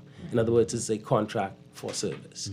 A contract of service is where there is a master-servant relationship exists, which clearly indicate that this person is an employed person. So again, we need to look at the terms and conditions of this person's employment in order to determine whether or not they're employed or self-employed. I can imagine if she's a housekeeping service. Precisely. And you hire, maybe in that regard, but otherwise, if she only works for you. Right, and then you dictate their hours, et cetera, things like that then. Okay. Oh boy. Can I opt out of paying NIB? I don't need their pensions or benefits. I am employed with a. This is a joke, clearly. I'm employed with a billionaire, I guess you're trying to say. A billionaire who pays a pension for me so I can back out of being a part of NIB? I'm very happy for that person. Do they need any other employees? I mean, how about you let us know anyway? Paying NIB is not an option. It's the law. It still has to be paid. No, he can't back out of that. That's good for you, though. Yeah. Nice. Caller, good morning. You're on the air. Cousin, good morning to you and your panel. Hi. I want to know that, it's one of the if you are paying national insurance, say, from the age of 20, and then you got an illness and you passed away at, say, 56. I know I had a friend who passed away free. That's before him getting any benefit for NIB. Where does that fund go? Those funds go. So again, NIB is solidarity of workers. There will be persons who would pay contributions to national insurance for 40 years and never claim. And then there will be persons who pay for 5 years and who claim multiple times. And so at the end of one's work life, if they, prior to death, in fact, did not claim invalidity or retirement or any of the benefits, and then on their death, there's no survivor. Normally, there's an order of priority in terms of there is an order of priority when it comes to the payment of survivor's benefit. It's normally the surviving spouse, the dependent children, orphans, and parents in that order of priority. So if none of those persons exist, then there will be no payment of survivor's benefit. All right? Again, that happens where persons would have contributed for many years, and at the end of their work life, they die without having claimed a benefit.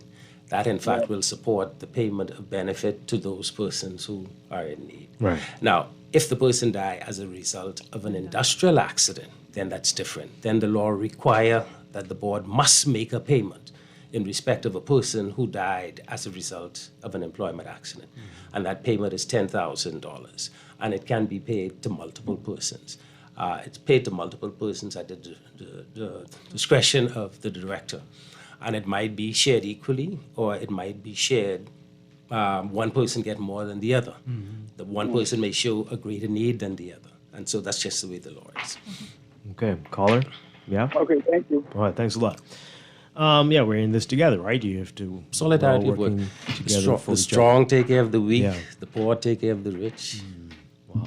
I think you mentioned just now, is there a limited number of times that you can claim sick benefit in general and in 1 year? As often as you can qualify and meet the qualifying conditions, you can get it. We want to see 40 paid contributions, and we want to see, I think, 26 contributions in the previous 40 weeks, 26 in the previous contribution year, et cetera. You meet those, you can get it. Yeah. As a matter of fact, we've had persons who claim maternity benefit twice in 1 year. Right. There's no limit to the number of times, January and December. Yeah, maybe. And maybe. Yes, it can work. But with humans, yes. If you are employed and you have a side job and you have a business license and you have contributions from your primary employer, can you also contribute as a self-employed person? Not necessary. Not necessary. But what if you want to? Only one contribution is due. Put that in a private pension, maybe. Precisely. Yeah. Okay. If I take it upon myself to voluntarily resign from my job without securing another job, can I apply for unemployment? Yes. Go ahead. Yes, but there's a penalty. So when you voluntarily leave your employment, you lose the first 6 weeks. So we know unemployment benefit is paid at a maximum of 13 weeks in any 52-week period. So those 13 weeks of that person who voluntarily resigns, and we would know the reason for them leaving because on the B80 form, the employer tells us why the person left. So if it was voluntarily left, maybe they were let go for termination, fraud, theft, or dishonesty in some kind of way. Those persons are also, maybe I shouldn't use the word penalized, but they lose the first 6 weeks of the benefit, just like the person who left because they wanted to voluntarily, whatever that may mean. And so they wouldn't get the first 6 weeks of the benefit, they'd get the latter 7 of the 13-week unemployment benefit. Okay. This text is asking, why does it take so long to receive pension benefits? I applied since August and nothing yet. So, everyone's application process would be different. What we do try to encourage is persons to make sure that all of their contributions are in. So we have a phrase, KYC, know your contributions. So we encourage persons twice a year, whether you sign up for the Registrant Self-Service Portal, which is RSS, means you can sign on with your phone, you can sign on with your computer, your laptop, your iPad, whatever at your convenience, and you can check your contributions. If anything is missing or inaccurate, you report that right away, right? Because we got to get that information. Contributions is what we use to calculate what your benefit should be. That lets us know your. We encourage persons to do that, right? So that when it comes time to apply for a benefit, you put in for this benefit, there's not this gap. And then NIB now has to say, okay, the claims officer, there's a gap. these months or years are missing, we, go relay that to the inspector's department. The inspector has to go after the employer and get these records because we need the records to know how to calculate the benefits. So that's the first step. You always want to make sure that your contribution information is current. If anything's missing, you come and let us know. Persons who want to make application for retirement benefit, we encourage them to put it in at least 3 months in advance of the date that they wish the benefit to commence payment. So that, the benefit would start when they want it to. Outside of this, we do have instances where they don't fill out the forms entirely. All the questions are there for a reason. Claims officers need this information. We do also have a population of persons who change their telephone numbers very, very frequently, or they may not put a telephone contact. So if information is missing and we need to reach out to them, we can't get them, right? And so if you take all of these scenarios into account, maybe that'll account, for as to why there may be a delay in them getting their retirement benefit in a normally expeditious process. So normally about 3 months, we say, to allow for a processing of the long-term claims. Okay. We're running out of time. We have a whole lot of questions coming in, and I have a few more. Let me see if we can get this in, although this is a whole show. We know that we heard the minister talk about it, Minister for Social Services talk about considering moving the retirement age up. This is always a hot topic. Where do things stand with that?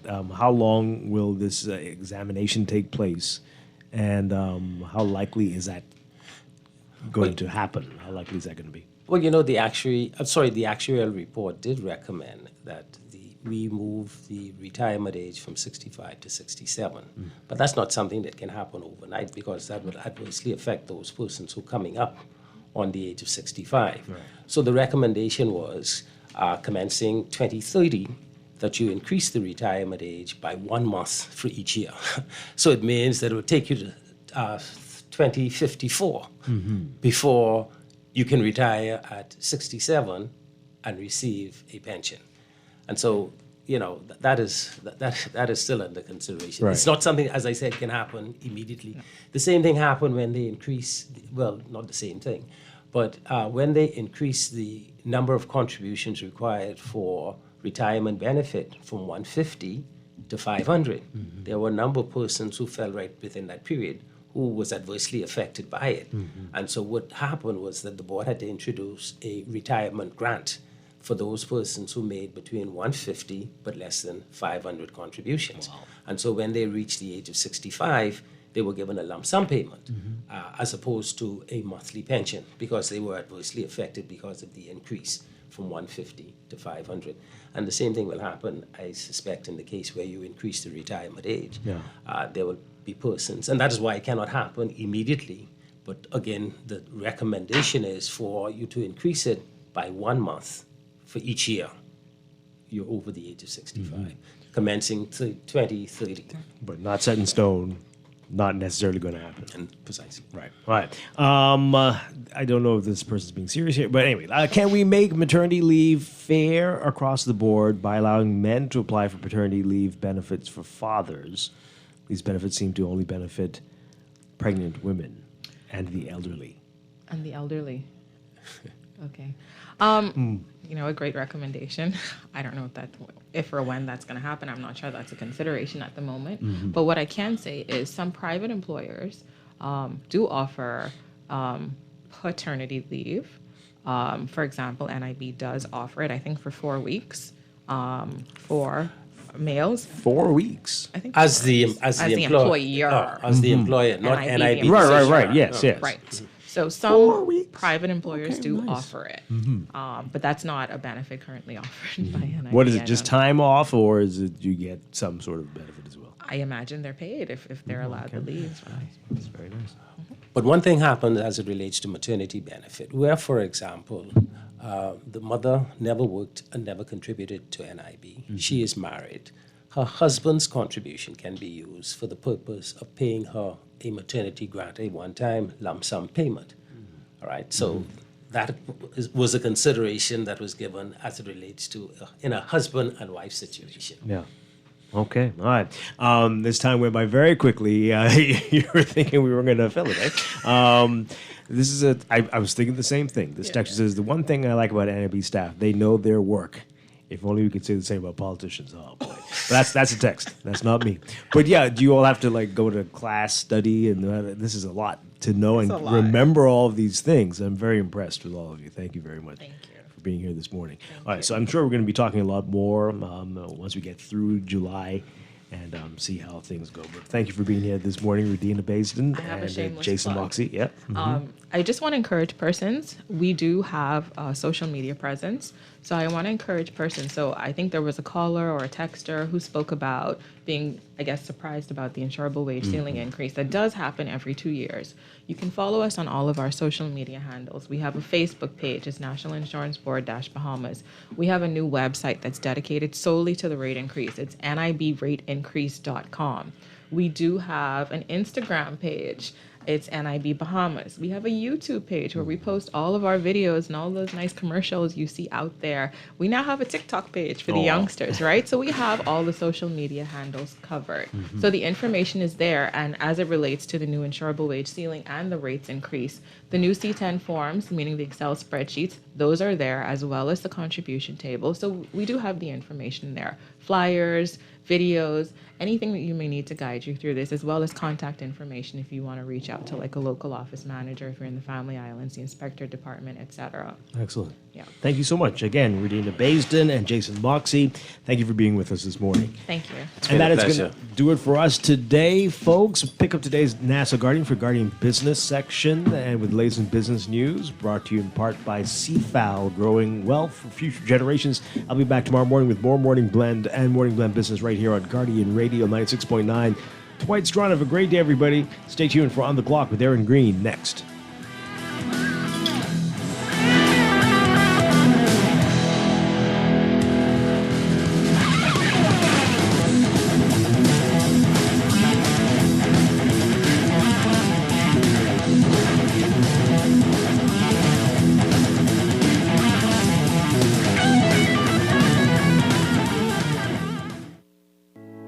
Earning zero interest on your savings at the bank? With as little as $100, you can start earning interest on your money while you're sleeping, eating, or standing in line at the bank with the CFAL Savings Express Plan.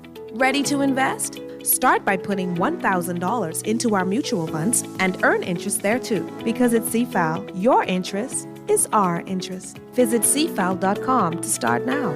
CFAL, growing wealth for future generations of Bahamians. At Simplified Lending, we've unscrambled the loan process, making it fast and hassle-free. Personal, business, medical. You apply, we'll reply in as little as 24 hours. Call us today at 603-1730 or stop by Simplified Lending in the R&D Plaza on JFK Drive. Simplified Lending for simplified living. Simplified lending for simplified living. Simplified lending for simplified living. This is Guardian Radio 96.9 FM, Nassau, Bahamas.